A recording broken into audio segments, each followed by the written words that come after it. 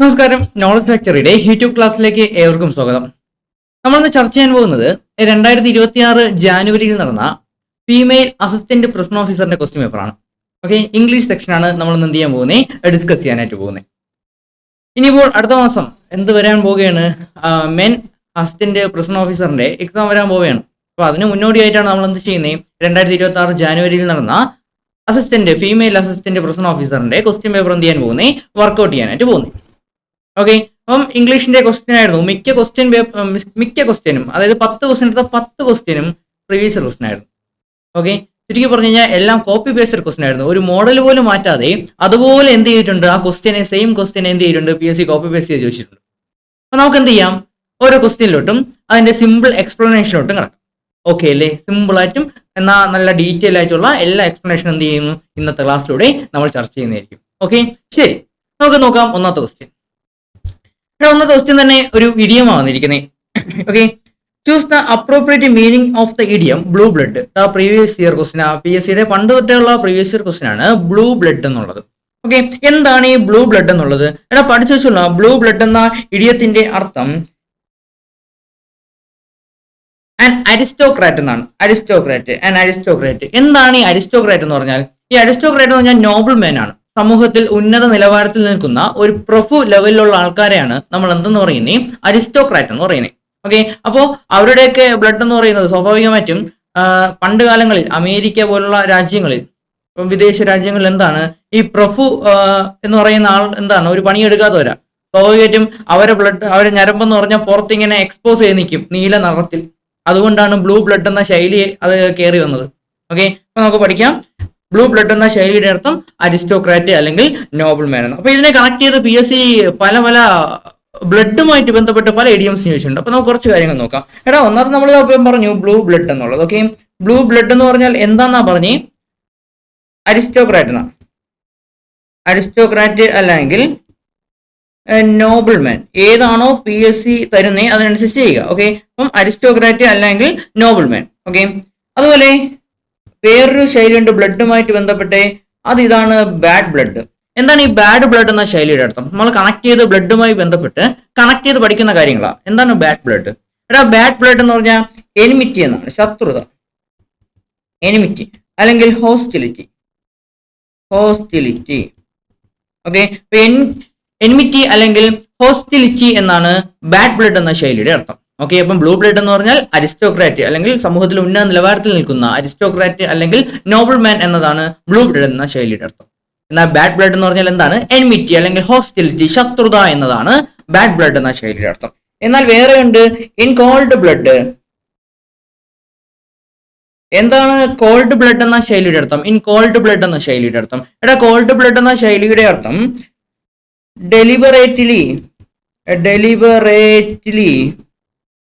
Deliberately and cruelly എന്നാണ്. Okay, deliberately and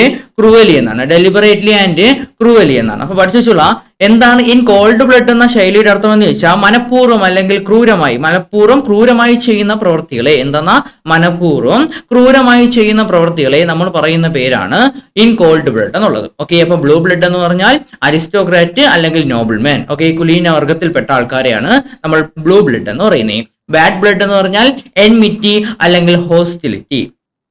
okay, എന്നാൽ in called blood എന്ന ശൈലിയുടെ അർത്ഥം ഡെലിബറേറ്റ്ലി ആൻഡ് ക്രൂവലി, മനഃപൂർവ്വം നമ്മുടെ ക്രൂരമായി ചെയ്യുന്ന പ്രവൃത്തികളെ ഇൻ കോൾഡ് ബ്ലഡ് എന്ന് പറയും. അടുത്ത ശൈലിയാണ് makes one's blood boil. Make one's blood boil എന്ന ശൈലിയുടെ അർത്ഥം എന്താണ്? Make one's blood boil. Make one's blood boil എന്ന ശൈലിയുടെ അർത്ഥം ടു ഗെറ്റ് ആംഗ്രി ആണ്. ദേഷ്യം ഉണ്ടാക്കുക അല്ലെ, ചോര തിളപ്പിക്കുക എന്ന് പറഞ്ഞാൽ ദേഷ്യം ഉണ്ടാക്കുക. ടു ഗെറ്റ് ആംഗ്രി എന്ന്, ടു മേക്ക് ആംഗ്രി എന്ന് പറയാം. ഓക്കെ, അപ്പം നമ്മൾ ഒരാളോട് ദേഷ്യം ആക്കുന്നതിനെ നമ്മൾ പറയുന്ന പേരാണ് മേക്ക് വൺസ് ബ്ലഡ് ബോയിൽ. ദേഷ്യം, ചോര തിളപ്പിക്കുക എന്നൊക്കെ പറയത്തില്ലേ, ആ ശൈലി. എന്നാൽ അടുത്ത് പറയുന്നു blood is thicker than water. എടാ blood is thicker than water എന്ന് പറഞ്ഞാലും ഒരു ശൈലിയാണ്. Blood is thicker than water എന്ന് പറഞ്ഞാൽ ഒരു ശൈലിയാണ്, അല്ലെങ്കിൽ ഒരു പ്രോവർബാണ്, പഴഞ്ചൊല്ലെന്നൊക്കെ നമ്മൾ പറയും. ഓക്കെ, അപ്പൊ ഈ ശൈലിയുടെ അർത്ഥം എന്താന്ന് ചോദിച്ചാൽ എടാ ഫാമിലി, രക്തബന്ധമാണ് ഏറ്റവും സ്ട്രോങ്സ്റ്റ് എന്ന് പറയുന്ന ഒരു ശൈലിയാണ് blood is thicker than water. അപ്പം ഫാമിലി എങ്ങനെ പറയാം? Family bonds are strongest. Okay, എങ്ങനെ പറയാം? Family bonds are strongest. അപ്പൊ നമ്മൾ കണക്ട് ചെയ്ത് പഠിച്ചു 5 ഇഡിയംസ്, ബ്ലഡുമായി ബന്ധപ്പെട്ട 5 ഇഡിയംസ്. ഓക്കെ, ചുമ്മാ ഒന്ന് പഠിച്ചു വെച്ചുള്ള. ബ്ലൂ ബ്ലഡ് എന്ന് പറഞ്ഞാൽ അരിസ്റ്റോക്രാറ്റ് അല്ലെങ്കിൽ നോബിൾ മാൻ, കുലീന വർഗത്തിൽപ്പെട്ട ആൾക്കാർ. ബാഡ് ബ്ലഡ് എന്ന് പറഞ്ഞാൽ ശത്രുത, ഹോസ്റ്റിലിറ്റി അല്ലെങ്കിൽ എനിമിറ്റി എന്നൊക്കെ കാണും. ഇൻ കോൾഡ് ബ്ലഡ് എന്ന് പറഞ്ഞാൽ ഡെലിബറേറ്റ്ലി ആൻഡ് ക്രൂവലി, മനഃപൂർവ്വം ക്രൂരമായി ചെയ്യുന്ന പ്രവൃത്തികളെ നമ്മൾ പറയാറുണ്ട് കോൾഡ് ബ്ലഡ് എന്ന്. മേക്സ് വൺസ് ബോയിൽ ബ്ലഡ് എന്ന് പറഞ്ഞാൽ ചോര തിളപ്പിക്കുക, ദേഷ്യപ്പെടുത്തുക. അടുത്ത് blood is thicker than water എന്ന ശൈലിയുടെ അർത്ഥം എന്താണ്? Family bonds are strongest. Okay, കുടുംബ ബന്ധമാണ് ഏറ്റവും സ്ട്രോങ്, ദൃഢം എന്ന് കാണിക്കുന്ന ഒരു ശൈലിയാണ് blood is thicker than water. തെറ്റല്ലേ? 5 ഇഡിയംസ്. ഓക്കെ, ശരി, കണക്ട് ചെയ്ത് പഠിച്ചു. എന്നാൽ അടുത്ത ക്വസ്റ്റ്യൻ, 62ാമത്തെ ക്വസ്റ്റ്യൻ, അല്ലെങ്കിൽ നമ്മുടെ ക്വസ്റ്റ്യൻ പേപ്പറിൽ ഇംഗ്ലീഷിലെ 2ാമത്തെ ക്വസ്റ്റ്യൻ എന്ന് പറയുന്നത് ഇഫ് ക്ലോസ്. സെയിം സാധനം കോപ്പി പേസ്റ്റ്, പ്രീവിയസ് ഇയർ പണ്ടോട്ട് ചോദിച്ച സാധനമാണ്. ഇതേ ക്വസ്റ്റ്യൻ എന്താ അതേപോലെ PSC കോപ്പി പേസ്റ്റ് ചെയ്തു, പക്ക പ്രീവിയസ് ഇയർ. ഓക്കെ, നോക്കിക്കോളാം. എടാ നമുക്കറിയാം, ഓക്കെ നമുക്കറിയാം എങ്ങനെയാ ഇഫ് ക്ലോസ് ചെയ്യുന്നേ. എടാ പഠിച്ചു വെച്ചോളാം. 3 സ്റ്റെപ്പുകൾ മാത്രമാണ് ഇഫ് ക്ലോസ് ചെയ്യാൻ ആകെപ്പാടെ മെയിൻ ആയിട്ട് നമ്മൾ അറിഞ്ഞിരിക്കേണ്ടത്. ഓക്കെ, 3 സ്റ്റെപ്പുകൾ. എടാ പറയുന്ന ഫസ്റ്റ് സ്റ്റെപ്പ് ഇത്രയേ ഉള്ളൂ. ഓക്കെ, ഫസ്റ്റ് സ്റ്റെപ്പ് ഇത്രയേ ഉള്ളൂ. എടാ ഇഫ് കഴിഞ്ഞ് വരുന്നത് ആരെന്ന് നോക്കുക. ഓക്കെ, വേറെ ഒന്നുമില്ല, ഒരു 3 സ്റ്റെപ്പിലൂടെ നമ്മൾ ഉത്തരം മനസ്സിലാക്കാൻ പോവുകയാണ്. 3 സ്റ്റെപ്പ്. ഓക്കെ, ഇഫ് കഴിഞ്ഞ് വരുന്നത് ആം ആണോ, അല്ലെങ്കിൽ ഈസ് ആണോ, അല്ല എന്നുണ്ടെങ്കിൽ ആർ ആണോ, അല്ല എന്നുണ്ടെങ്കിൽ ഹാസ് ആണോ, അല്ല എന്നുണ്ടെങ്കിൽ ഹാവ് ആണോ, അല്ല എന്നുണ്ടെങ്കിൽ വെർബിന്റെ ഫസ്റ്റ് ഫോം ആണോ നോക്കുക. ഓക്കെ, അപ്പൊ മനസ്സിലാക്കേണ്ട കാര്യം ഇത്രേ ഉള്ളൂ. ഇഫ് കഴിഞ്ഞ് വരുന്ന ആളെ നമ്മൾ മനസ്സിലാക്കുക. ഓക്കെ അല്ലേ? എടാ ഇഫ് കഴിഞ്ഞ് വരുന്നത് ഒന്നുകിൽ ആം ആയിരിക്കാം, അല്ലെങ്കിൽ ഈസ് ആയിരിക്കാം, അല്ലെങ്കിൽ ആർ ആയിരിക്കാം, അല്ലെങ്കിൽ ഹാസ് ആയിരിക്കാം, അല്ലെങ്കിൽ ഹാവ് ആയിരിക്കാം, അല്ല എന്നുണ്ടെങ്കിൽ V1 ഫോം ആയിരിക്കാം. ഇതിൽ ആര് വന്നാലും നിങ്ങൾ മനസ്സിലാക്കേണ്ട കാര്യം ഇത്രയുള്ളൂ. ഓപ്ഷനിൽ നോക്കുമ്പോൾ വില്ല് എവിടെ ഉണ്ടോ നോക്കുക. ഓപ്ഷനിൽ വില്ലില്ല എങ്കിൽ ഷാൾ ഉണ്ടോ നോക്കുക, ഇല്ല എന്നുണ്ടെങ്കിൽ ക്യാൻ ഉണ്ടോ നോക്കുക, ഇല്ല എന്നുണ്ടെങ്കിൽ മേ ഉണ്ടോ നോക്കുക. ഇവരെ കൂടെ എപ്പോഴും V1 കൂടെ വരത്തുള്ളൂ. മനസ്സിലാക്കേണ്ട കാര്യം ഇത്രയുള്ളൂ. ഇഫ് കഴിഞ്ഞ് വരുന്ന വെർബ് ആയിരുന്നു മനസ്സിലാക്കുക. ഇഫ് കഴിഞ്ഞ് ആം ആണോ, അല്ലെങ്കിൽ ഈസ് ആണോ, അല്ലെങ്കിൽ ആർ ആണോ, അല്ലെങ്കിൽ ഹാസ് ആണോ, അല്ലെങ്കിൽ ഹാവ് ആണോ, അല്ലെങ്കിൽ V1 ആണോ വരുന്നേ നോക്കാം. ഈവൻ നിങ്ങൾക്ക് മനസ്സിലാക്കേണ്ട ബേസിക് ആയിട്ട് അറിഞ്ഞിരിക്കേണ്ട കാര്യമാണ് വെർബിന്റെ V1, V2, V3 എന്നുള്ളത്. എടാ V1, V2, V3 അറിഞ്ഞ ഒരുവിധം കാര്യങ്ങളിൽ ഓപ്ഷൻ വെട്ട് ചെയ്യാം. നമ്മുടെ പരിപാടി എന്ന് പറഞ്ഞാൽ ഇംഗ്ലീഷിന്റെ പരിപാടി എന്ന് പറഞ്ഞാൽ ഓപ്ഷൻ വെട്ട് ചെയ്യിക്കമാണ്.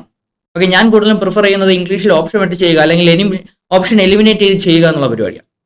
അതെങ്ങനെ ചെയ്യണം എന്നുള്ള കാര്യമൊക്കെ ഞാൻ എന്ത് ചെയ്യാം പറഞ്ഞുതരാം. ഓക്കെ, ശരി. അപ്പൊ പറഞ്ഞതിലുള്ളൂ ഇഫ് കഴിഞ്ഞ് വരുന്ന ആളെ നോക്കുക. ആം ആണോ, ഈസ് ആണോ, ആർ ആണോ, ഹാസ് ആണോ, ഹാവ് ആണോ, അല്ലെങ്കിൽ V1 ആണോ നോക്കുക. ആണെങ്കിൽ നമ്മൾ മനസ്സിലാക്കേണ്ട കാര്യം ആരൊക്കെ കാണും ഇവിടെ ഓപ്ഷനിൽ?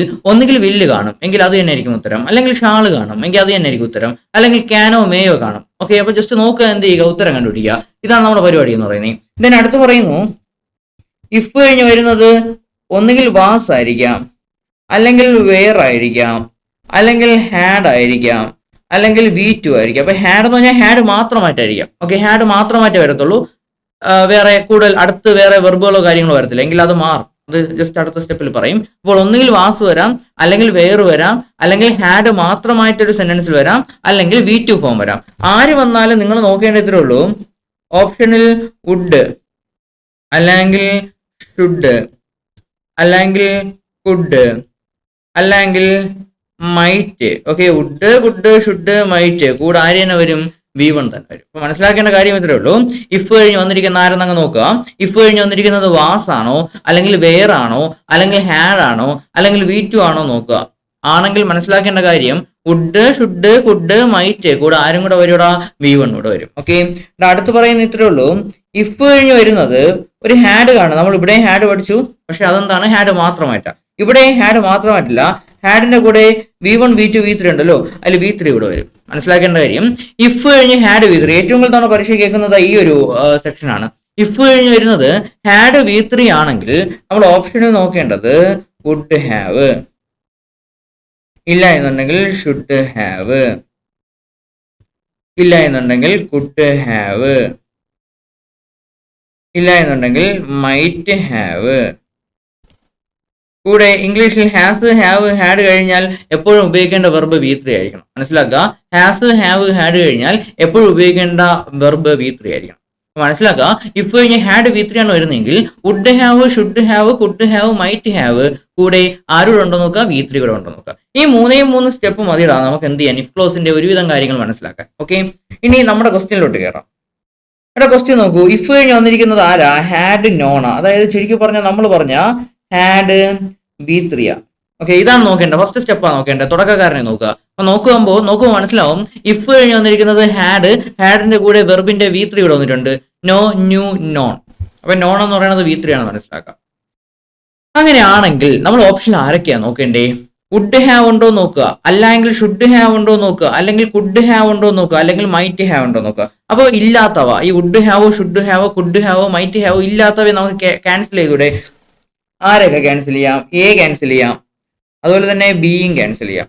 സിയിലും വുഡ് ഹാവ് ഉണ്ട്, ഡിയിലും വുഡ് ഹാവ് ഉണ്ട്. ഞാൻ ചോദിക്കട്ടെ, ഹാസ് ഹാവ് ഹാഡ് കഴിഞ്ഞ് ഇംഗ്ലീഷിൽ വരുന്ന വെർബ് ആരായിരിക്കണോടാ, V3 ആയിരിക്കണം. V3 സിയിലാണോ V3 വരുന്നത്, ഡിയിലാണോ V3 വരുന്നത്, ദാ കിടപ്പുണ്ട് V3 എന്ന് പറഞ്ഞാൽ വിസിറ്റഡ് ആണ്. അപ്പം നമുക്ക് ഡിയും ക്യാൻസൽ ചെയ്ത് ഉത്തരത്തിലോട്ടെത്തി. ആരാണ് ഉത്തരം, നമ്മുടെ സി ഓപ്ഷനാണ് ഇവിടെ. ഓക്കെ, ഉത്തരം ആരാണ്, സി ഓപ്ഷനാണ്. അപ്പൊ മനസ്സിലാക്കേണ്ട കാര്യം, എങ്ങനെ നമ്മൾ ഉത്തരത്തിലോട്ടെത്തിയേ, വേറെ റൂളോ കാര്യങ്ങളോ ഒന്നും ഞാൻ പറഞ്ഞില്ല, ജസ്റ്റ് നോക്കേണ്ട കാര്യങ്ങൾ മാത്രമേ പറഞ്ഞുള്ളൂ. ഓക്കെ, ജസ്റ്റ് റൂളോ കാര്യങ്ങളോ ഇന്നൊന്നും തന്നെ അങ്ങനെ റൂളും കാര്യങ്ങളൊന്നും ഞാൻ പറയത്തില്ല. എപ്പോഴും എലിമിനേറ്റ് ചെയ്യേണ്ട മെത്തേഡ് മാത്രമേ ഞാൻ പറഞ്ഞു തരത്തുള്ളൂ. അതാണ് ഇംഗ്ലീഷിലെ ഏറ്റവും അടിപൊളി ട്രിക്ക്, പെട്ടെന്ന് ഉത്തരത്തിലോട്ട്. അല്ലെങ്കിൽ നമ്മൾ റൂളും പഠിച്ചുകൊണ്ട് പോയി കഴിഞ്ഞാൽ അവിടെ പോയി PSC എക്സാമിന് പോയിരിക്കുമ്പോൾ എങ്ങനെയാണ് ഈ പഠിച്ച റൂളൊക്കെ അപ്ലൈ ചെയ്യേണ്ടതെന്ന് പറഞ്ഞിരിക്കും, മൊത്തത്തിൽ കൺഫ്യൂഷൻ ആവും. അതിനേക്കാളും നല്ലതെന്താ, നമ്മൾ ഇങ്ങനെ എലിമിനേറ്റ് ചെയ്ത് നമുക്ക് എന്ത് ചെയ്യാം, ഉത്തരത്തിലോട്ട്. അപ്പോൾ എങ്ങനെ നമ്മൾ ഉത്തരത്തിലോട്ടെത്തി ഒന്ന് പറഞ്ഞേ നോക്കൂ. ഇഫ് കഴിഞ്ഞ് ഹാഡ് V3 ഉണ്ടോ നോക്കി, ഇതാ കിടപ്പുണ്ട്, ഒരു ഹാഡ് ഉണ്ട്, V3 ഉണ്ട്. ഹാഡ് V3 ഉണ്ടെങ്കിൽ നമ്മൾ ഓപ്ഷൻ നോക്കേണ്ടത് ആരൊക്കെയാ, വുഡ് ഹാവ്, അല്ലെങ്കിൽ ഷുഡ് ഹാവ്, അല്ലെങ്കിൽ കുഡ് ഹാവ്, അല്ലെങ്കിൽ മൈറ്റ് ഹാവ്. ഇത്രയും ഉണ്ടോ എന്നല്ലേ നോക്കേണ്ടേ, ഇത്രയും ഉണ്ടോ നോക്കിയിട്ട് രണ്ട് ഓപ്ഷനെ ക്യാൻസൽ ചെയ്തോളൂ, അവ ഇല്ലാത്ത. പിന്നെ അടുത്ത് നോക്കേണ്ടേ, ഹാസ് ഹാവ് ഹാഡ് കഴിഞ്ഞ് ഇംഗ്ലീഷിൽ ഉപയോഗിക്കേണ്ട ഒരു ബേസിക് സ്ട്രക്ചർ ഉണ്ട്, അത് V3 ആയിരിക്കണം. അങ്ങനെ V3 ഉള്ളത് സിയിൽ മാത്രമേ ഉള്ളൂ. എങ്ങനെ, സെറ്റ് അല്ലേ? ഓക്കെ, അപ്പൊ ഒന്നാമത് പറഞ്ഞത് ഇടിയും, രണ്ടാമത് പറഞ്ഞത് എന്താ, ഇഫ് ക്ലോസ്. അടുത്ത മൂന്നാമത്തെ find out the correct answer എന്നാണ്. അതില് this is an achievement dash I am proud. ഏതാ, ഇതും കോപ്പി പേസ്റ്റ് ആണ്. പ്രീവിയസ് ക്വസ്റ്റിനെ കോപ്പി പേസ്റ്റ് ചെയ്ത് PSC ചോദിച്ചു, അത്രേ ഉള്ളൂ. ഓക്കെ, ടോപ്പിക്കിന്റെ പേര് relative pronoun. Okay, relative pronoun just കുറച്ച് ബേസിക് ആയിട്ടുള്ള കാര്യങ്ങൾ മനസ്സിലാക്കാം. ഓക്കെ, റിലേറ്റീവ് പ്രോനൗണിൽ കുറച്ച് ബേസിക് ആയിട്ടുള്ള കാര്യങ്ങൾ മനസ്സിലാക്കാം. ബേസിക് ആയിട്ട് മനസ്സിലാക്കേണ്ടത്രേ ഉള്ളൂ. തന്നിരിക്കുന്ന സെന്റൻസ്, ഓക്കെ, കുറച്ച് കാര്യങ്ങളാണ്. ഓക്കെ, ജസ്റ്റ് ഒന്ന് കേട്ടിരിക്കാം. തന്നിരിക്കുന്ന സെന്റൻസ് ഒരു വ്യക്തിയെ പറ്റിയാണ് പറയുന്നതെങ്കിൽ, പഠിച്ചു വെച്ചോളാം. തന്നിരിക്കുന്ന സെന്റൻസ് ഒരു വ്യക്തിയെ പറ്റിയാണ് പറയുന്നതെങ്കിൽ നിങ്ങൾ ഡാഷ് കഴിഞ്ഞ് വന്നിരിക്കുന്നത് ആരെ നോക്കും. ഓക്കെ, തന്നിരിക്കുന്ന സെന്റൻസ് ഒരു വ്യക്തിയെ പറ്റിയാണ് പറഞ്ഞിരിക്കുന്നതെങ്കിൽ ഡാഷ് കഴിഞ്ഞ് വന്നിരിക്കുന്നത് ഒരു വെർബ് ആണെങ്കിൽ നമ്മുടെ ഉത്തരം അവിടെ ഹൂവും. ഡാഷ് കഴിഞ്ഞ് വന്നിരിക്കുന്നത് ഒരു നൗൺ ആണെങ്കിൽ നമ്മുടെ ഉത്തരം ഹൂസും. ഡാഷ് കഴിഞ്ഞ് വന്നിരിക്കുന്നത് ഒരു പ്രോനൗൺ ആണെങ്കിൽ നമ്മുടെ ഉത്തരം ഹൂം. ഞാൻ എന്താ പറഞ്ഞേ, തന്നിരിക്കുന്ന സെന്റൻസിനെ നോക്കുക. തന്നിരിക്കുന്ന സെന്റൻസ് ഒരു വ്യക്തിയെ പറ്റിയാണോ പറഞ്ഞിരിക്കുന്നത് നോക്കുക. വ്യക്തിയെ പറ്റിയാണ് പറഞ്ഞിരിക്കുന്നതെങ്കിൽ ഡാഷ് കഴിഞ്ഞ് വന്നിരിക്കുന്ന ആളെ നോക്കുക. ഞാൻ ഫോർ എക്സാമ്പിൾ ഞാൻ പറയണേ, I so a man dash is blind. Okay, I so a man dash is blind. ഇവിടെ ഡാഷ് കഴിഞ്ഞ് വന്നിരിക്കുന്ന ആരാ, ഈസ. ഓക്കെ, ഡാഷ് കഴിഞ്ഞ് വന്നിരിക്കുന്ന ആരാണ്, ഈസ് ആണ്. കണ്ടോ, ഡാഷ് കഴിഞ്ഞ് വന്നിരിക്കുന്ന ഈസ് ആണെങ്കിൽ അത് ആരാ, ഈസ് ഓക്സിലറി വെർബ് അല്ലേ. ഓക്സിലറി വെർബ് എന്ത് ചെയ്യണ്ട, വെർബ് തന്നെയാണ്. ഓക്കെ, അപ്പൊ വെർബ് ആണെങ്കിൽ നമ്മുടെ ഉത്തരം ആരായിരിക്കും, ഹൂ ആയിരിക്കും. ഓക്കെ, ഇതാണ് പരിപാടി. അപ്പൊ പറഞ്ഞത്രേ ഉള്ളൂ, ഡാഷ് കഴിഞ്ഞ് വന്നിരിക്കുന്ന ആരെ നോക്കുക. ഡാഷ് കഴിഞ്ഞിരിക്കുന്നത് ഒരു വെർബ് ആണെങ്കിൽ എന്തായിരിക്കും, ഹൂ ആയിരിക്കും. ഇനി വേറൊരെണ്ണം, is the man dash pocket was picked. Dash pocket was picked. നോക്കൂ, ഇവിടെ തന്നിരിക്കുന്നത് നോക്കണം. തന്നിരിക്കുന്ന ഒരു വ്യക്തിയെ പറ്റി, നേരത്തെ ഞാൻ പറഞ്ഞൊരു വ്യക്തിയെ പറ്റി, ഐ എന്ന് പറയണതേ ഐ സോ എ മാൻ, ആ മാനിന്റെ ഒരു വ്യക്തിയെ പറ്റിയാണ് പറഞ്ഞിരിക്കുന്നത്. രണ്ടാമത്തെ സെന്റൻസ് നോക്കുകയും ഒരു വ്യക്തിയെ പറ്റിയല്ലേ പറഞ്ഞിരിക്കുന്നത്, ഹി ഈസ് എ മാൻ. അപ്പം അതേ ഒരു വ്യക്തിയെ പറ്റിയാണ് പറഞ്ഞിരിക്കുന്നത്. ഓക്കെ, ഒരു വ്യക്തിയെ പറ്റിയാണ് പറഞ്ഞിരിക്കുന്നതെങ്കിൽ നോക്കുക, ഡാഷ് കഴിഞ്ഞ് വന്നിരിക്കുന്ന ആരും നോക്കുക. ഡാഷ് കഴിഞ്ഞ് വന്നിരിക്കുന്ന പോക്കറ്റാണ്. പോക്കറ്റ് എന്ന് പറഞ്ഞാൽ എന്താടാ? പോക്കറ്റ് എന്ന് പറഞ്ഞാൽ നമ്മുടെ ഈ സാധനത്തിന്റെ പേരല്ലേ പോക്കറ്റ് എന്നുള്ള ഒരു പേരല്ലേ? പേരിനെയാണ് നമ്മൾ ഇംഗ്ലീഷ് നൗൺ എന്ന് പറയുന്നത്. നൗൺ ആണ് വന്നിരിക്കുന്നതെങ്കിൽ നമ്മുടെ ഉത്തരം ആരായിരിക്കും? ഹൂസ് ആയിരിക്കും. നമ്മുടെ ഉത്തരം ആരായിരിക്കും? ഹൂസ് ആയിരിക്കും. സെറ്റ് അല്ലേ? ഓക്കെ, അപ്പൊ ഒരു വ്യക്തിയെ പറ്റി പറയുകയാണെങ്കിൽ ഡാഷ് കഴിഞ്ഞ് വന്നിരിക്കുന്നത് ഒരു വെർബ് ആണെങ്കിൽ ഹൂം, അതല്ല നൗൺ ആണെങ്കിൽ ഹൂസ് ആണ്, പ്രോനൗൺ ആണെങ്കിൽ ഹൂമാണ്. ഓക്കെ, പഠിച്ചോളൂ. വേറൊരെണ്ണം.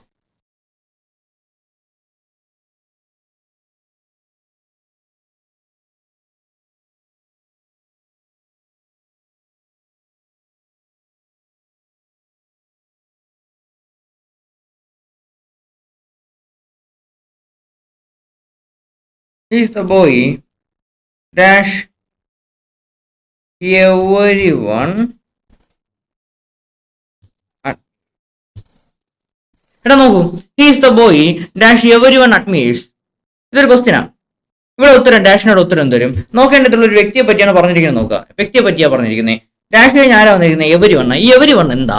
സത്യം പറയാലോ, ഈ എവരിവൺ എന്ന് പറഞ്ഞാൽ ഒരു പ്രോനൗൺ ആണ്. നമുക്കറിയാം പ്രോനൗൺ എന്ന് പറഞ്ഞാൽ ആരൊക്കെയാണ്? Normally I, we, you, he, she, it, they. ഇത് നമുക്ക് ബേസിക് ആയിട്ട് അറിയാന്നുള്ള പ്രോനൗൺസാ. I, we, you, he, she, it, they. ഇത് മാത്രമല്ല, കുറെ പ്രോനൗൺസ് വേറെയുണ്ട്. അതിൽ പറയുന്നതാണ് എവരിബഡി, എവരിവൺ, സംബഡി, സമ്മൺ. നമ്മള് അതായത് പറയുന്നിട്ടുള്ളൂ. നമ്മൾ പ്രോനൗണിനെ ഡീറ്റെയിൽ ആയിട്ട് പഠിക്കുമ്പോൾ, ഒരു ഡിഗ്രി കണ്ടന്റ് പോലെ പഠിക്കുമ്പോൾ ഈ ഭാഗങ്ങളൊക്കെ സത്യം പറഞ്ഞാൽ നമ്മൾ പ്രോനൗൺ ആയിട്ട് പരിഗണിക്കാറുണ്ട്.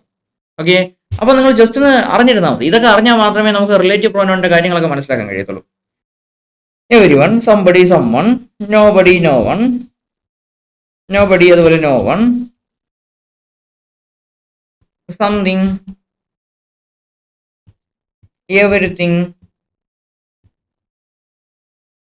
എനിത്തിങ്, നത്തിങ്, നത്തിങ്, അതുപോലെ തന്നെ ഓള്, ഫ്യൂ, മെനി.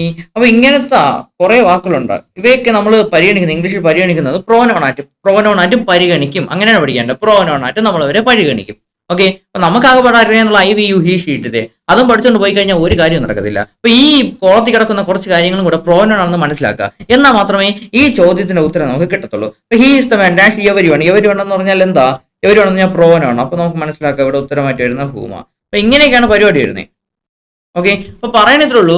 തന്നിരിക്കുന്ന സെന്റൻസ് ഒരു വ്യക്തിയെ പറ്റിയാണ് പറയണമെങ്കിൽ ഡാഷ് കഴിഞ്ഞ് വന്നിരിക്കുന്ന ആരെ നോക്കിയാൽ നിങ്ങൾ എളുപ്പമല്ലേ? ഡാഷ് കഴിഞ്ഞ് വന്നിരിക്കുന്നത് ഒരു വെർബ് ആണെങ്കിൽ ഓക്കെ എന്തായിരിക്കും? ഹൂ ആയിരിക്കും. ഒരു നൗൺ ആണെങ്കിൽ ഹൂസ് ആയിരിക്കും. ഒരു പ്രോനൗൺ ആണെങ്കിൽ ഹൂം ആയിരിക്കും. ഇനി പറഞ്ഞത്രേ ഉള്ളൂ. ഒരു ജീവിയെയോ ജീവൻ ഇല്ലാത്ത വസ്തുവിനെ പറ്റി പറയണമെങ്കിൽ നമ്മുടെ ഉത്തരം വിച്ച് ആയിരിക്കും. കാണാൻ പഠിച്ചു വയ്ക്കുക. ഒരു ജീവിയെയോ ജീവൻ ഇല്ലാത്ത വസ്തുവിനെ പറ്റി പറയണമെങ്കിൽ നമ്മുടെ ഉത്തരം വിച്ച് ആയിരിക്കും. ഓക്കെ, ഒരു ജീവിയെയോ ഒരു ജീവൻ ഇല്ലാത്ത വസ്തുവിനെ പറ്റി പറയണമെങ്കിൽ നമ്മുടെ ഉത്തരം വിച്ച് ആയിരിക്കും. ഓക്കെ അല്ലേ? വിച്ച് ആയിരിക്കും. ദാറ്റിന്റെ ഒക്കെ ഉപയോഗം ഉണ്ട്. റിലേറ്റീവ് പ്രോനൗണിൽ ഏറ്റവും കൂടുതൽ പഠിക്കാനുള്ള ദാറ്റിന്റെ ഉപയോഗങ്ങളാണ്. നമുക്ക് എന്ത് ചെയ്യാം? അത് വരും ക്ലാസ്സിൽ ഡിസ്കസ് ചെയ്യാം. ഓക്കെ, വരും ക്ലാസ്സിൽ ഡിസ്കസ് ചെയ്യാം. അപ്പൊ ഞാൻ ഇപ്പം ജസ്റ്റ് ഒന്ന് നമ്മുടെ ക്വസ്റ്റ്യനെ ഒന്ന് എന്ത് ചെയ്യുന്നു, ഒന്ന് ജസ്റ്റ് ഇലാബറേറ്റ് ചെയ്യുന്നു, അത്രേ ഉള്ളൂ. ഓക്കെ, ക്വസ്റ്റ്യൻ ചെയ്യുന്നതിന്റെ ഒരു എക്സ്പ്ലനേഷൻ, ചെറിയൊരു എക്സ്പ്ലനേഷൻ തരുന്നു എന്നേ ഉള്ളൂ. അപ്പോൾ പറയുന്നത് ഇത്രേ ഉള്ളൂ. ഇത് പഠിച്ചു വയ്ക്കുക. ഇത് ഏറ്റവും കൂടുതൽ തവണ പരീക്ഷ കേൾക്കുന്നതാ. ഓക്കെ, പിന്നെ ഒരു സ്ഥലത്തെ പറ്റി പറയുകയാണെങ്കിൽ വേറെ ഉപയോഗിക്കും. ഇങ്ങനെ കുറേ ഉണ്ട്. ഓക്കെ, ശരി. അപ്പൊ നമ്മുടെ പരിപാടി ക്വസ്റ്റ്യൻ ഒന്ന് നോക്കേ. ക്വസ്റ്റ്യൻ ഇത്രേ ഉള്ളൂ.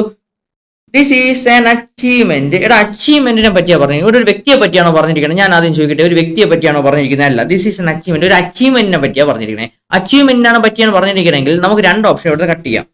ഹൂവിനെയും കട്ട് ചെയ്യാം, അതുപോലെ തന്നെ ഹൂസിനെയും കട്ട് ചെയ്യാം. കാരണം ഇവ രണ്ടും ഉപയോഗിക്കുന്ന എവിടെയാ? വ്യക്തികളെ പറ്റി പറയുമ്പോഴാണ്. പിന്നെ ഹൂസിന് വേറെ ഉപയോഗങ്ങളുണ്ട് കേട്ടോ. ഹൂസിന് ഒരു നദിയെ പറ്റി പറയുമ്പോഴോ ഒരു രാജ്യത്തെ പറ്റി പറയുമ്പോഴോ നമ്മൾ ഹൂസ് ഉപയോഗിക്കും. അതൊക്കെ അവിടെ നിൽക്കട്ടെ. അപ്പൊ തന്നിരിക്കുന്ന സെന്റൻസിൽ, നമ്മുടെ ക്വസ്റ്റ്യനിൽ എന്താ ഉള്ളത്? അച്ചീവ്മെന്റിനെ പറ്റിയാ പറഞ്ഞിരിക്കുന്നത്. അച്ചീവ്മെന്റ് എന്ന് പറഞ്ഞാൽ ഒരു മനുഷ്യനല്ലോ. അപ്പൊ ഹൂവിനെയും ഹൂസിനെയും പറ്റി. പിന്നെ ഉള്ളത് അച്ചീവ്മെന്റ് എന്താ? ഒരു ജീവൻ ഇല്ലാത്തൊരു സാധനമാണ്. അങ്ങനെ അങ്ങ് ഓർക്കുക. അച്ചീവ്മെന്റ് എന്ന് പറഞ്ഞാൽ ജീവൻ ഇല്ലാത്തൊരു സാധനമാണ്. ജീവൻ ഇല്ലാത്തയാണെങ്കിൽ വിച്ചും വരും. പക്ഷേ നമ്മുടെ ഒരു കുഴപ്പം, എയിലും വിച്ചുണ്ട്, ഡിയിലും വിച്ചുണ്ട്. പക്ഷേ എയിൽ വിച്ച് മാത്രവും ഡിയിൽ ഓഫ് വിച്ച് എന്ന ഇത് പല തവണ പരീക്ഷിക്കുകയും പല ഉദ്യോഗാർത്ഥികളും തെറ്റിക്കുന്നതുമായിട്ടുള്ള ക്വസ്റ്റ്യൻ ആണ്. ഓക്കെ, എടാ പറയുന്നതേ ഉള്ളൂ. ഇവിടെ ഉത്തരമായിട്ട് എടുക്കുന്നത് എന്താണെന്ന് ചോദിച്ചാൽ, എടാ ഡാഷ് കഴിഞ്ഞ് വന്നിരിക്കുന്ന ഐ ആം പ്രൗഡ് എന്ന ഇംഗ്ലീഷിൽ ഈ പ്രൗഡ് എന്ന വാക്കിന് ശേഷം നമ്മൾ ഉപയോഗിക്കുന്ന ഒരു ഒരു പ്രിപ്പോസിഷൻ ഉണ്ട്, അത് ഓഫ്. ഓക്കെ, മനസ്സിലാക്കുക. തന്നിരിക്കുന്ന സെന്റൻസ് ഒരു ജീവനില്ലാത്തൊരു വസ്തുവിനെ പറ്റിയാണ് പറയുന്നതെങ്കിൽ ഡാഷ് കഴിഞ്ഞ് ഐ ആം പ്രൗഡ് എന്ന് വന്നു കഴിഞ്ഞാൽ ഓഫ് എന്ന പ്രിപ്പോസിഷൻ കൂടെയുള്ള ഉത്തരമേ എടുക്കാൻ പാടുള്ളൂ. ചുരുക്കി പറഞ്ഞ ഓപ്ഷൻ ഡി ആണ് നമ്മുടെ ഉത്തരം. ശരിയായ ഉത്തരം ഓപ്ഷൻ ഡി, ഓഫ് വിച്ച് ആണ്. എന്തുകൊണ്ടാണ് ഓഫ് വിച്ച് എന്ന് വന്നതെന്ന് കേട്ടാ, പ്രൗഡ് എന്ന വാക്കിന് ശേഷം ഇംഗ്ലീഷിൽ ഉപയോഗിക്കുന്ന പ്രിപ്പോസിഷൻ ഓഫ് ആയിരിക്കണം. ഇതിന്റെ യഥാർത്ഥ സെന്റൻസ് എന്താ? ഇതിന്റെ യഥാർത്ഥ സെന്റൻസ് എന്ന് പറഞ്ഞാൽ ഇതാണ്, I am proud of this achievement. I am proud of this achievement എന്ന സെന്റൻസിനെയാണ് നമ്മൾ മോഡിഫൈ ചെയ്തത് ഈ ഒരു രീതിയിൽ കൊടുത്തിരിക്കുന്നത്. മനസ്സിലാക്കുക, I am proud of this achievement എന്ന് പറയുന്ന സെന്റൻസിനെയാണ് മോഡിഫൈ ചെയ്ത് ഈ രീതി കൊടുത്തിരിക്കുന്നത്. അപ്പൊ സ്വാഭാവികമായിട്ട് ഈ ഓഫും അവിടെ ഓപ്ഷന് കാണണമല്ലോ. അല്ലെങ്കിൽ ഈ ഓഫിനെ നമുക്ക് അവോയ്ഡ് ചെയ്തുകൊണ്ട് എന്ത് ചെയ്യാൻ കഴിയത്തില്ല, ഉത്തരം കണ്ടുപിടിക്കാൻ കഴിയത്തില്ല. എന്തുകൊണ്ട് പ്രൗഡ് എന്ന വാക്കിന് ശേഷം ഓഫ് എടുത്തുള്ളൂ. മനസ്സിലാക്കുക. ഓക്കെ അല്ലേ? അത് എന്തുകൊണ്ടാണെന്ന് മനസ്സിലായില്ലേ? ഒന്നും കൂടെ, തന്നിരിക്കുന്ന സെന്റൻസ് ഒരു വ്യക്തിയെ പറ്റി പറഞ്ഞാൽ ഉത്തരമായിട്ട് ഹൂ വരാം, ഹൂസ് വരാം, ഹൂം വരാം. ഇപ്പൊ നിലവിൽ നമ്മുടെ ക്വസ്റ്റ്യൻ ഒരു വ്യക്തിയെ പറ്റി അല്ല പറഞ്ഞിരിക്കുന്നത്. ഒരു വ്യക്തിയെ പറ്റി അല്ല പറഞ്ഞിരിക്കണമെങ്കിൽ ആരെയൊക്കെ വെട്ടിക്കളയാം? ഹൂവിനെയും ഹൂസിനെയും നിലവിൽ വെട്ടിക്കളയാം. പിന്നെയുള്ള ഒരു ജീവനില്ലാത്ത വസ്തുവാണ് അച്ചീവ്മെന്റ് എന്നുള്ളത്. അച്ചീവ്മെന്റ് ഒരു ജീവനില്ലാത്ത വസ്തു ആയതുകൊണ്ട് നമുക്ക് എന്ത് ചെയ്യാം, വിച്ചാണ് ഉത്തരമായിട്ട് എടുക്കേണ്ടത്. പക്ഷെ ഓപ്ഷനിൽ ഓഫ് വിച്ചുകൊണ്ട് വെറും വിച്ചുകൊണ്ട്. അപ്പൊ നമ്മൾ മനസ്സിലാക്കേണ്ട കാര്യം, പ്രൗഡ് എന്ന വാക്കാട് വന്നിട്ടുണ്ടെങ്കിൽ പ്രൗഡ് എന്ന വാക്കിന് ശേഷം ഉപയോഗിക്കേണ്ട പ്രിപ്പോസിഷൻ ഓഫ് ആയിരിക്കണം. Okay, word along with preposition എന്ന് പറഞ്ഞ ടോപ്പിക് ഉണ്ട്. അങ്ങനെ നോക്കുമ്പോൾ ഓഫ് ചേർന്ന് വരുന്ന ഉത്തരമേ നമുക്ക് എന്ത് ചെയ്യാൻ കഴിയത്തുള്ളൂ, എടുക്കാനായിട്ട് കഴിയത്തുള്ളൂ. ഓക്കെ, അപ്പൊ മനസ്സിലാക്കുക, ഏതൊക്കെ വാക്കുകൾക്ക് ശേഷമാ പരീക്ഷയ്ക്ക് പ്രീവിയസ് ആയിട്ട് ചോദിക്കുന്നതാ, ഏതൊക്കെ വാക്കുകൾക്ക് ശേഷമാ നമുക്ക് ഓഫ് ഉപയോഗിക്കാൻ പറ്റുന്നേ? ജസ്റ്റ് ഒന്ന് ഓർത്ത് വെച്ചിരിക്കുക. ഇംഗ്ലീഷിൽ ഫോണ്ട് എന്ന വാക്കിന് ശേഷം ഓഫേ പറയത്തുള്ളൂ, ഫോണ്ട് ഓഫ് എന്നേ പറയത്തുള്ളൂ, അവെയർ ഓഫ് എന്നേ പറയത്തുള്ളൂ, ബിവെയർ ഓഫ് എന്നേ പറയത്തുള്ളൂ, അക്യൂസ് ഓഫ് എന്നേ പറയത്തുള്ളൂ, ജലസ് ഓഫ് എന്നേ പറയത്തുള്ളൂ, ടയേർഡ് ഓഫ് എന്നേ പറയത്തുള്ളൂ, പ്രൗഡ് ഓഫ് എന്നേ പറയത്തുള്ളൂ, കോൺഫിഡന്റ് ഓഫ് എന്നേ പറയത്തുള്ളൂ, കോൺഫിഡന്റ് ഓഫ് എന്നേ പറയത്തുള്ളൂ, അഷെയിംഡ് ഓഫ് എന്നേ പറയത്തുള്ളൂ, അഷെയിം ഓഫ്, അഫ്രൈഡ് ഓഫ് എന്നേ പറയത്തുള്ളൂ, അഫ്രൈഡ് ഓഫ്. ഇപ്പൊ പറഞ്ഞേ വേറെ ഏതൊക്കെയാ? ഇപ്പം fond of, aware of, beware of, accuse of, jealous of, tired of, proud of, confident of, ashamed of, afraid of, consist of എന്നേ പറയത്തുള്ളൂ, കൺസിസ്റ്റ് ഓഫ്, കമ്പോസ് ഓഫ് എന്നേ പറയത്തുള്ളൂ, കമ്പോസ് ഓഫ്. അപ്പൊ മിനിമം ഇത്രയും വാക്കുകളെങ്കിലും പഠിച്ചു. ശരിയാ? ഈ വാക്കുകൾക്ക് ശേഷം PSC ഡാഷ് ഇട്ട് ചോദിച്ചു കഴിഞ്ഞാൽ അവിടെ ഉപയോഗിക്കേണ്ട ഉത്തരം ഓഫ് ആയിരിക്കണം. ഓക്കെ അല്ലേ? എല്ലാ സാഹചര്യത്തിലും അല്ല, എക്സെപ്ഷൻ കേസുകളുണ്ട്. എക്സെപ്ഷൻ കേസ് ഉണ്ട്, മനസ്സിലാക്കേണ്ടതുള്ളൂ. ഏത് വാക്ക് വന്നാലും എക്സെപ്ഷൻ കേസ് ഇതാ. നമ്മുടെ 2025 ബീറ്റ് ഫോറസ്റ്റ് ഓഫീസറിന്റെ ക്വസ്റ്റ്യൻ പേപ്പറിൽ ഇങ്ങനെയായിരുന്നു ക്വസ്റ്റ്യൻ വന്നിരുന്നത്. ക്വസ്റ്റ്യൻ ഇതാ, they were not ashamed dash hug each other. ഇതായിരുന്നു ക്വസ്റ്റ്യനിൽ വന്നിരുന്നത്. ഏത്? 2025 beat forest officer. Okay, 2025 beat forest ഓഫീസറിന്റെ പ്രീവിയസ് ക്വസ്റ്റ്യനാ. ഇവിടെയും നമ്മൾ പറഞ്ഞേ ഉള്ളൂ, കോൺഫിഡന്റ് ഓഫ് അല്ല, അഷെയിംഡ് ഓഫ് കഴിഞ്ഞ് ഓഫ്, സോറി, അഷെയിംഡ് വാക്കിന് ശേഷം ഓഫ് ഉപയോഗിക്കാൻ പാടുള്ളൂ എന്ന് പറഞ്ഞതാ. പക്ഷെ ഇവിടെ നോക്കേണ്ടതേ ഉള്ളൂ, ജസ്റ്റ് നോക്കുക, ഡാഷ് കഴിഞ്ഞ് വന്നിരിക്കുന്ന ആരെന്ന് ഇവിടെ നോക്കുക. ഡാഷ് കഴിഞ്ഞ് വന്നിരിക്കുന്ന വാക്ക് ഹഗ്. ഈ ഹഗ് എന്ന് പറയുന്ന വെർബിന്റെ V1 അല്ലേ? V1 V2 V3 V1 അല്ലേ? എടാ മനസ്സിലാക്കുക, V1 എവിടെ കണ്ടാലും തൊട്ട് മുന്നിൽ ചേർക്കേണ്ട പ്രൊപ്പോർഷൻ ആരായിരിക്കണം? 2 ആയിരിക്കണം. Okay, they were not ashamed to hug each other എന്നേ പറയത്തുള്ളൂ. they were not ashamed to hug each other. അവിടെ എന്തുകൊണ്ട് ഓഫ് വന്നില്ല? ഡാഷ് കഴിഞ്ഞു വന്നിരിക്കുന്നത് V1 ആയതുകൊണ്ട് അവിടെ എന്താ ഉപയോഗിച്ച്? 2 ഉപയോഗിച്ച്. ഇങ്ങനെ പല എക്സെപ്ഷൻ കേസുകളും നമുക്ക് പഠിക്കാനുണ്ട്. എന്നാലും ഞാൻ ചെറുതായിട്ടൊന്ന് പറഞ്ഞു പോയതേ ഉള്ളൂ. കുറച്ച് വാക്കുകൾക്ക് ശേഷം fond of, aware of, beware of, accuse of, jealous of, tired of, proud of, confident of, ashamed of, afraid of, അതുപോലെ കൺസിസ്റ്റ് ഓഫ്, കമ്പോസ് ഓഫ് എന്നൊക്കെ പറയത്തുള്ളൂ ഇംഗ്ലീഷിൽ. എന്നാൽ ഇതിനകത്തും കുറെ എക്സെപ്ഷൻ കേസുകളുണ്ട് കേട്ടോ. ജസ്റ്റ് ഒന്ന് പഠിച്ചോളൂ. എടാ കോൺഫിഡന്റ് ഓഫ് എന്നല്ലേ ഞാൻ പറഞ്ഞേ? Confident of. എന്നാൽ ഇംഗ്ലീഷിൽ കോൺഫിഡൻസ് കഴിഞ്ഞ് ഇന്നെ ഉപയോഗിക്കത്തുള്ളേ, കോൺഫിഡൻസ് ഇന്നെ. ഓക്കെ, കാണാതെ പഠിച്ചിരിക്കുക. കോൺഫിഡന്റ് ഓഫ് ആണെങ്കിൽ കോൺഫിഡൻസ് ഇന്ന. കണ്ട, ചെറിയൊരു അക്ഷരം മാറിയപ്പോൾ പ്രപ്പോഷൻ മാറി. ഇതാണ് പ്രത്യേകത. നമ്മൾ എന്തിനാ ഈ പ്രപ്പോഷൻ ഇപ്പോൾ പറയാൻ കാരണം, അവിടെ പ്രൗഡ് വന്നതുകൊണ്ടും പ്രൗഡിന്റെ കൂടെ ഓഫ് വന്നതുകൊണ്ടും ആണ്. ഓക്കെ, പ്രൗഡ് ഓഫ് എന്നേ പറയത്തുള്ളൂ. അപ്പൊ അതിനെ കണക്ട് ചെയ്ത് ജസ്റ്റ് പറഞ്ഞു എന്നേ ഉള്ളൂ. ഓക്കെ, കോൺഫിഡന്റ് ഓഫ്, കോൺഫിഡൻസ് ഇന്ന്. അടുത്ത് പറഞ്ഞാണ് ഫോണ്ട്. എടാ, ഫോണ്ടിന്റെ കൂടെ ഓഫേ ഉപയോഗിക്കത്തില്ലേ, എന്നാൽ ഫോണ്ടിനെസ് എന്ന വാക്കിന് ശേഷം ഫോർ ആണ് ഉപയോഗിക്കുന്നത്. ഓക്കെ, പഠിച്ചോളാം. കണ്ട, അക്ഷരം മാറിയപ്പോൾ പ്രപ്പോഷൻ മാറി. ഓക്കെ അല്ലേ? ഇത് അർത്ഥമല്ല സെയിം, അർത്ഥമൊക്കെ ഏകദേശം സെയിം തന്നെയാണ്, പക്ഷേ പ്രപ്പോഷൻ മാറുന്നു. കണ്ട, അടുത്ത് പറയുന്നതാണ് ജലസ്. ഓക്കെ, ജലസ് കഴിഞ്ഞാൽ ജലസ് ഓഫ് എന്നേ പറയത്തുള്ളേ, എന്നാൽ ജലസി എന്ന് വന്നു കഴിഞ്ഞാൽ ജലസി ഫോർ എന്നേ പറയത്തുള്ളൂ. പഠിച്ചു വെച്ചോളുക. ഓക്കെ, കോൺഫിഡന്റ് ഓഫ് കോൺഫിഡൻസിന്, fond of fondness for, jealous of jealousy for. അടുത്ത് പറയുന്നതാണ് ഈ പ്രൗഡിന്റെ കാര്യം. എടാ, പ്രൗഡ് എന്ന വാക്കിന് ശേഷം ഓഫ് ആ ഉപയോഗിക്കുന്നേ, എന്നാൽ പ്രൈഡ് എന്ന വാക്കിന് ശേഷം ഇന്ന ഉപയോഗിക്കുന്നേ. പഠിച്ചിട്ടുള്ള പ്രൗഡ് ഓഫ് പ്രൈഡ് ഇന്ന്. അപ്പൊ പറഞ്ഞിട്ടുള്ളൂ, confident of confidence in, fond of fondness for, jealous of jealousy for, proud of pride in. അടുത്ത് പറയുന്നു കൺസിസ്റ്റ് ഓഫ്, കൺസിസ്റ്റ് ഓഫ് ഒരേപോലെ വരുന്നതാണ് ഇൻസിസ്റ്റ്, ഇൻസിസ്റ്റ് ഓൺ. കാണാതെ പഠിക്കുക, കൺസിസ്റ്റ് ഓഫ് ഇൻസിസ്റ്റ്. അപ്പൊ ഇത്രയും കാര്യങ്ങൾ കൂടെ സെപ്പറേറ്റ് മനസ്സിലാക്കി വെച്ചിരിക്കുക. പറഞ്ഞത്രേ ഉള്ളൂ. നമ്മൾ ഇത് പറയാൻ കാരണം ഈ ഒരു ക്വസ്റ്റ്യനാണ്, അതായത് പ്രൗഡ് എന്ന വാക്കിന് ശേഷം ഓഫ് ഉപയോഗിക്കാവൂ. അതുകൊണ്ടാണ് നമ്മുടെ ക്വസ്റ്റ്യനിൽ ഉത്തരമായിട്ട് ഓഫ് വെച്ച് വന്നത്. അപ്പൊ അതിനെ കണക്ട് ചെയ്ത് പറയുന്നതാണ് ഓഫ് എവിടെയൊക്കെ ഏതൊക്കെ വാക്കുകൾക്ക് ശേഷമാണ് ഓഫ് ഉപയോഗിക്കേണ്ടതെന്നാണ് പറഞ്ഞത്. Fond of, aware of, beware of, ashamed, accused of, jealous of, tired of, proud of, confident of, ashamed of, afraid of, consist of, compose of. എന്നാൽ അതിനകത്ത് വീണ്ടും ഒരു എക്സെപ്ഷൻ കേസാണ് എന്ത്, അക്ഷരം മാറുമ്പോൾ പ്രപ്പോഷൻ മാറുന്ന കാര്യം.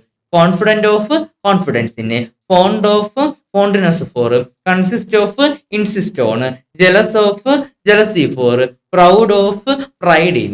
കണ്ട, ഓക്കെ, ഇതൊക്കെ എന്ത് ചെയ്യുക, PSC നിരന്തരമായിട്ട് ആവർത്തിക്കുന്ന ക്വസ്റ്റ്യൻസാ. ജസ്റ്റ് ഒന്ന് ചുമ്മാ പഠിച്ചു വെച്ചിരിക്കുക. ഓക്കെ, എവിടെയെങ്കിലുമൊക്കെ നമുക്ക് എന്ത് ചെയ്യാം, ഉപകാരപ്പെടും, അപ്ലൈ ചെയ്യാനും കഴിയും. നമുക്ക് അടുത്ത ക്വസ്റ്റിനോട്ട് പോയല്ലോ. ഇത്രയും കാര്യങ്ങൾ മനസ്സിലായില്ലേ? ഓക്കെ, നമ്മൾ വെറും 3 ക്വസ്റ്റിനെ ഡിസ്കസ് ചെയ്തേ, അതിന്റെ ഡീറ്റെയിൽ എക്സ്പ്ലനേഷനാണ് പോകുന്നത്. ഓക്കെ അല്ലേ? സിമ്പിൾ അല്ലേ? കാര്യങ്ങൾ സിമ്പിൾ ആയിട്ട് നമുക്ക് മനസ്സിലാക്കി വയ്ക്കുക. പിന്നെ 64 റിപ്പോർട്ടഡ് സ്പീച്ച്. എടാ, ഒരു എക്സാമിനെ സംബന്ധിച്ച്, ഒരു PSC എക്സാമിനെ സംബന്ധിച്ച് ഒഴിച്ചുകൂടാനാവാത്ത 2 ടോപ്പിക്കുകളാണ്, ഒന്ന് റിപ്പോർട്ടഡ് സ്പീച്ചും ഒന്ന് പാസീവ് വോയിസ്. ഓക്കെ, അപ്പൊ നിലവിൽ നമുക്ക് 64ാമത്തെ ക്വസ്റ്റ്യൻ അല്ലെങ്കിൽ 4ാമത്തെ ക്വസ്റ്റ്യൻ ആയിട്ട് റിപ്പോർട്ടഡ് സ്പീച്ച് ആണ് വന്നിരിക്കുന്നത്. അതും റിപ്പോർട്ടഡ് സ്പീച്ച് എന്ന് പറഞ്ഞാൽ പല രീതിയിലുണ്ട്. സാധാരണ സെന്റൻസുകളെ, അസർട്ടീവ് സെന്റൻസുകളെ നമ്മൾ റിപ്പോർട്ട് ചെയ്യാറുണ്ട്. അതുപോലെ തന്നെ ക്വസ്റ്റ്യനെ, ഇന്ററോഗേറ്റീവ് സെന്റൻസുകളെ റിപ്പോർട്ട് ചെയ്യാറുണ്ട്. അതിനെ തന്നെ WH ക്വസ്റ്റ്യൻ വേർഡ് ഉണ്ട്, എസ് ഓർ നോ ക്വസ്റ്റ്യൻ ഉണ്ട്. ദെൻ ഇവിടെ പറഞ്ഞിരിക്കുന്നത് ഇമ്പറേറ്റീവ് സെന്റൻസുകളെ. ഓക്കെ, ഇവിടെ ഇമ്പറേറ്റീവ് സെന്റൻസുകളാണ് റിപ്പോർട്ട് ചെയ്യേണ്ടത്. വലിയ കാര്യമൊന്നുമില്ല, ഭയങ്കര സിമ്പിളാണ്. കുറെ ചേഞ്ചസ് മാത്രമേ മനസ്സിലാക്കേണ്ടതുള്ളൂ. ഓക്കെ, കുറെ ചേഞ്ചസ്. എടാ, ഞാൻ ഈ പറയാൻ പോകുന്ന ചേഞ്ചസ് നിങ്ങൾ പഠിക്കുകയാണെങ്കിൽ, ഒരു മാർക്ക് കിട്ടും. ഓക്കെ, ഞാൻ പറയുന്ന ചേഞ്ചസ് നോക്കിക്കോ. ക്വസ്റ്റ്യനിൽ ആമും ഈസും നിങ്ങൾ കണ്ടു കഴിഞ്ഞാൽ ഓപ്ഷനിൽ വാസ് ഉണ്ടോ നോക്കുക. ചേഞ്ചസ് ഇത്രയേ ഉള്ളൂ. ക്വസ്റ്റ്യനിൽ ആമും ഈസും ഉണ്ടോ നോക്കുക. എങ്കിൽ ഓപ്ഷനിൽ നോക്കേണ്ടത് ആരെയാ, വാസ് എവിടെയെങ്കിലും ഉണ്ടോ നോക്കുക. അത് തന്നെയായിരിക്കും ഉത്തരം. ഓക്കെ, അടുത്ത് 6 ഉണ്ടോ, 6 ഉണ്ടെങ്കിൽ നമ്മൾ ഓപ്ഷനിൽ നോക്കേണ്ടത് വേറെ എവിടെയെങ്കിലും ഉണ്ടോന്നാ. അത് തന്നെ ഉത്തരം. ഓക്കെ, ഈ ചേഞ്ചസ് പഠിച്ച റിപ്പോർട്ട് സ്പീച്ചിൽ ഒരു മാർക്ക് കിട്ടും. ഓക്കെ, അടുത്ത് ഹാസ്, ഹാവ്, ഹാസും ഹാവും ഹാഡ് ആവും. ഓക്കെ, ഹാസും ഹാവും ക്വസ്റ്റ്യൻ തന്നിരിക്കുന്നെങ്കിൽ ഓപ്ഷനിൽ നോക്കേണ്ടത് ഹാഡ് എവിടെയെങ്കിലും ഉണ്ടോന്ന്. അത് തന്നെ ഉത്തരം. അടുത്ത് ഡു, അതുപോലെ ഡസ്, ഡൂവും ഡസും ഡിഡ് ആവും. ഓക്കെ, ഡൂവും ഡസും നമ്മൾ ഓപ്ഷൻ നോക്കുക, ഡിഡ് എവിടെയെങ്കിലും ഉണ്ടോ നോക്കുക. എങ്കിൽ അത് തന്നെയായിരിക്കും ഉത്തരം. അടുത്ത് ക്വസ്റ്റ്യനിൽ വാസും വേറും വന്നിട്ടുണ്ടെങ്കിൽ നിങ്ങൾ ഓപ്ഷനിൽ നോക്കേണ്ടത് എവിടെയെങ്കിലും ഹാഡ് ബീൻ വന്നിട്ടുണ്ടോ. ഹാഡ് ബീൻ ഉണ്ടോ നോക്കുക. ഓക്കെ, അടുത്ത് പറഞ്ഞിട്ടുള്ളൂ, ഹാഡ് ആണ് ക്വസ്റ്റ്യനിൽ വന്നിരിക്കണമെങ്കിൽ ഹാഡിന് പ്രത്യേകിച്ച് ചേഞ്ച് ഒന്നുമില്ല. ഹാഡ് എവിടെയെങ്കിലും ഉണ്ടോ നോക്കുക. അതിനായിരിക്കും ഉത്തരം. അപ്പൊ പറയുന്നതിലുള്ളൂ, ഇപ്പുറത്തെ സെക്ഷൻ നമ്മൾ ക്വസ്റ്റ്യനിൽ വരുന്നതും അപ്പുറത്തെ സെക്ഷൻ വാസ്തു, ആ ഒരു സെക്ഷൻ, ഈ ഒരു സെക്ഷൻ എന്ന് പറയുന്നത് എന്തുവാണ്, ഓപ്ഷൻ നോക്കി ചെയ്യേണ്ട മെത്തേഡാണ്. ഓക്കെ, അടുത്ത് ഡിഡ് വന്നിട്ടുണ്ടെങ്കിൽ വേറെ ഒന്ന് നോക്കല്ലേ, ഹാഡ് V3 ഉണ്ടോ നോക്കുക. Had V3. അടുത്ത് V1 വന്നിട്ടുണ്ടെങ്കിൽ, ക്വസ്റ്റ്യനിൽ V1 വന്നിട്ടുണ്ടെങ്കിൽ ഓപ്ഷനിൽ V2 ഉണ്ടോ നോക്കുക. അതിന്റെ V2 വന്നിട്ടുണ്ടെങ്കിൽ ഹാഡ് V3 ഉണ്ടോ നോക്കുക. ഓക്കെ, ഹാഡ് പ്ലസ് V3, അതായത് V3 ഹാഡും V3 ഉണ്ടോ നോക്കുക. അടുത്ത് വില്ല് വന്നിട്ടുണ്ടെങ്കിൽ ഓപ്ഷനിൽ വുഡ് ഉണ്ടോ നോക്കുക. ഷാള് വന്നിട്ടുണ്ടെങ്കിൽ ഓപ്ഷനിൽ ഷുഡ് ഉണ്ടോ നോക്കുക. എല്ലാ സാഹചര്യത്തിലും ഷുഡ് വരൂല.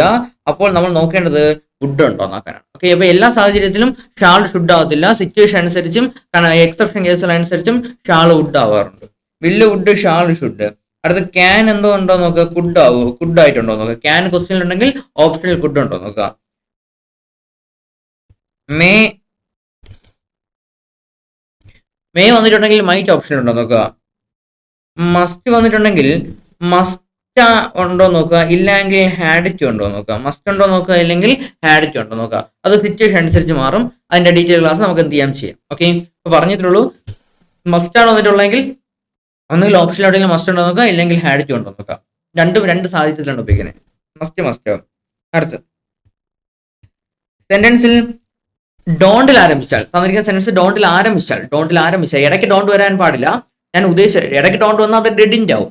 ഓക്കെ, ഡോണ്ട് വന്നാൽ ഡെഡിൻ്റെ ആവും. നമ്മൾ പറഞ്ഞു ഇവിടെ ഡു വന്നാൽ ഡിഡ് ആവും. ഇപ്പോൾ ഡോണ്ട് വന്നാൽ ഡെഡിൻ്റെ ആവും. എന്നാൽ ഡോണ്ട് ഒരു സെന്റൻസിൽ ആരംഭിച്ചാൽ അതിന്റെ ചേഞ്ച് എന്ന് പറയുന്നത് നോട്ട് ടു ആയിരിക്കും. Okay, not to. ഓക്കെ, അതുപോലെ ദിസ് എന്താവും, ദാറ്റ് ആവും. ദീസ് ദോസ് ആവും. ഇങ്ങനെ കുറച്ച് ചേഞ്ചസ് ഉണ്ട്. ദിസ് ദാറ്റ് ആവും, ദീസ് ദോസ് ആവും, ഹിയർ ദെയർ ആവും. അതുപോലെ ടുഡേ ദാറ്റ് ഡേ ആവും. ടുമാറോ ദ നെക്സ്റ്റ് ഡേ എന്നോ ദ ഫോളോയിങ് ഡേ എന്നോ ആവും. യെസ്റ്റർഡേ ദ പ്രീവിയസ് ഡേ എന്നോ അല്ലെങ്കിൽ ദ ലാസ്റ്റ് ഡേ എന്നോ കാണും. എഗോ എന്ന് പറയുന്ന വാക്ക് ഓപ്ഷനിൽ ബിഫോർ ആയിട്ട് വരും. ഇങ്ങനെ കുറച്ച് ചേഞ്ചസ് ഒക്കെ ഉണ്ട്. ഈ ചേഞ്ചസ് മനസ്സിലാക്കി വെച്ചാൽ ഒരു മാർക്ക് കിട്ടും. അപ്പൊ നമ്മുടെ ക്വസ്റ്റ്യൻ നോക്കുക, ജസ്റ്റ് നോക്കുക. നമ്മുടെ ക്വസ്റ്റ്യനിൽ ആരാ വന്നിരിക്കുന്നത്? തുടക്കത്തിൽ ഡോണ്ട് വന്നിരിക്കുന്നത്. എടാ ഡോണ്ട് വന്നിട്ടുണ്ടെങ്കിൽ ഞാൻ പറഞ്ഞു ഡോണ്ട് വന്നിട്ടുണ്ടെങ്കിൽ ആരുണ്ടോ നോക്കിയാൽ മതി. നോട്ട് ടു ഓപ്ഷൻ ഉണ്ടോ നോക്കാം. അത് തന്നെ ആയിരിക്കും ഉത്തരം. ഓക്കെ, ഡോണ്ട് വന്നിട്ടുണ്ടെങ്കിൽ നോട്ട് ടു ഓപ്ഷൻ ഉണ്ടോ നോക്കാം. എടാ ഓപ്ഷൻ എയിൽ നോട്ട് ടു വന്നിട്ടുണ്ടോ? അല്ല, അതെ, ഓപ്ഷൻ എയിൽ നോട്ട് ടു വന്നിട്ടുണ്ടോ? ഇല്ല, വെട്ടിക്കോ. ഓപ്ഷൻ ബിയിൽ നോട്ട് ടു വന്നിട്ടുണ്ടോ? ഇല്ല, വെട്ടിക്കോ. ഓപ്ഷൻ സിയിൽ വന്നിട്ടുണ്ടോ? ഉണ്ട്. ഓപ്ഷൻ ഡിയിൽ വന്നിട്ടുണ്ടോ? ഇല്ല. അപ്പം ആരാ ഉത്തരം? ഓപ്ഷൻ സി ആണ് ഉത്തരം. ഓപ്ഷൻ സി ആണ് ഉത്തരം. ഓക്കെ, നമ്മൾ എങ്ങനെയാണ് ഓപ്ഷൻ സിയിലോട്ട് എത്തിയത്? ഓപ്ഷൻ സി ആണ് ഉത്തരം. എങ്ങനെ എത്തി? ദാ കിടപ്പുണ്ട് ആര്? നമ്മുടെ നോട്ട് ടു. ഞാൻ വേറെ എന്തെങ്കിലും റൂൾ പറഞ്ഞാൽ വേറെ കൂടുതലൊന്നും ഞാൻ പറഞ്ഞില്ല. ഇവിടെ പറഞ്ഞു ഇത്രേ ഉള്ളൂ. ആകെപ്പാടെ ഞാൻ പറഞ്ഞു ഇത്രേ ഉള്ളൂ. കുറച്ച് ചേഞ്ചസ് ആണ് പറഞ്ഞത് അല്ലേ? കുറച്ച് ചേഞ്ചസ് ആണ് പറഞ്ഞത്. ഈ ചേഞ്ചസ് അവിടെ ഉണ്ടെങ്കിൽ ഒരു മാർക്ക് കിട്ടും നമുക്ക്. ആ ചേഞ്ചസ് ആണ് നമ്മൾ എന്ത് ചെയ്യുന്നത്? കാണാൻ പഠിച്ചു വെക്കേണ്ടത്. വേറെ ഒന്നുമില്ല, വേറെ റൂളും കാര്യങ്ങളൊന്നുമില്ല. ജസ്റ്റ് ഈ ചേഞ്ചസ് മാത്രം ഒന്ന് മനസ്സിലാക്കി വെച്ചാൽ മതി. നമുക്ക് എന്ത് കിട്ടും? ഒരു മാർക്ക് കിട്ടും. പിന്നെ പറയുന്നതാണ് സാധാരണ സെന്റൻസിലെ അസർട്ടീവ് സെന്റൻസിലെ കണക്റ്റിംഗ് വേർഡ് ദാറ്റ് ആയിരിക്കും. ഓക്കെ, അസർട്ടീവ് സെന്റൻസിലെ കണക്റ്റിംഗ് വേർഡ് ദാറ്റ് ആയിരിക്കും. അതുപോലെ തന്നെ WH ക്വസ്റ്റ്യൻ വേർഡുകളെ കണക്റ്റിംഗ് വേർഡ് എന്ന് പറഞ്ഞാൽ ക്വസ്റ്റ്യൻ വേർഡ് തന്നെ ആയിരിക്കും. WH ക്വസ്റ്റ്യൻ വേർഡുകളുടെ WH ക്വസ്റ്റ്യൻ ആണെങ്കിൽ അതിന്റെ കണക്റ്റിംഗ് വേർഡ് ക്വസ്റ്റ്യൻ വേർഡ് തന്നെ ആയിരിക്കും. എസ് ഓർ നോ ക്വസ്റ്റ്യൻ ആണെങ്കിൽ അതിന്റെ കണക്റ്റിംഗ് വേർഡായിട്ട് ഒന്നുകിൽ ഇഫ് കാണും, അല്ല എന്നുണ്ടെങ്കിൽ വെദർ കാണും. അടുത്ത് ഇമ്പറേറ്റീവ് സെന്റൻസ് ആണെങ്കിൽ നമ്മുടെ കണക്റ്റിംഗ് വേർഡ് ടു ആയിരിക്കും. അപ്പൊ നമ്മളെ സെന്റൻസ് ഇമ്പറേറ്റീവ് സെന്റൻസ്. അതെങ്ങനെ ഇമ്പറേറ്റീവ് സെന്റൻസ് എന്ന് മനസ്സിലാക്കാം? വെർബിൽ ആരംഭിക്കുന്ന സെന്റൻസുകളാണ് ഇമ്പറേറ്റീവ് സെന്റൻസുകൾ എന്ന് പറയുന്നത്. വെർബിൽ ആരംഭിക്കുന്ന സെന്റൻസുകളാണ് ഇംഗ്ലീഷിൽ ഇമ്പറേറ്റീവ് സെന്റൻസുകൾ എന്ന് പറയുന്നത്. ഇപ്പൊ വെർബിൽ ആരംഭിച്ചതുകൊണ്ട്, അല്ലെങ്കിൽ ഡു എന്ന് പറയുന്നത് വെർബാണ്. ഇപ്പൊ ഡോണ്ട് എന്ന് പറഞ്ഞാൽ ഡു എന്ന് പറഞ്ഞാൽ വെർബാണ്. ഇപ്പൊ വെർബിൽ ആരംഭിക്കുന്ന സെന്റൻസുകളെ ഇമ്പറേറ്റീവ് സെന്റൻസുകൾ എന്നാണ് പറയുന്നത്. ഡോണ്ടിന്റെ ചേഞ്ച് എന്ന് പറഞ്ഞാൽ നോട്ട് ടു ആണ്. നോട്ട് ടു എവിടെ ഉണ്ടോ അതായിരിക്കും ഉത്തരമായിട്ട് വരുന്നത്. ഇനി നോക്കേണ്ടത് എന്തുകൊണ്ട് ഇടയിൽ ടു വന്നില്ല എന്ന് ചോദിച്ചു കഴിഞ്ഞാൽ നോട്ട് ടുവിൽ ഓൾറെഡി എന്തുണ്ട്? ടു ഉണ്ട്. അതുകൊണ്ട് എക്സ്ട്രാ ഒരു ടു ഇടേണ്ട ആവശ്യമില്ല. എന്നാൽ ഇപ്പോ ഞാൻ വേറൊരു പറഞ്ഞേ, ഇപ്പം ബെഗർ പറയാണ്. ഒരു ബെഗർ പറയാണ്, beggar said give me some water എന്ന് പറയാണ്. ഗീവ് മീ സം വാട്ടർ എന്ന് പറയാണ്. Give me some water please. Okay, give me some water. അപ്പൊ സ്വാഭാവിക ബെഗർ റിക്വസ്റ്റ് ചെയ്തതിൽ നമ്മൾ എങ്ങനെയാ റിപ്പോർട്ട് ചെയ്യുന്നത്? ബെഗർ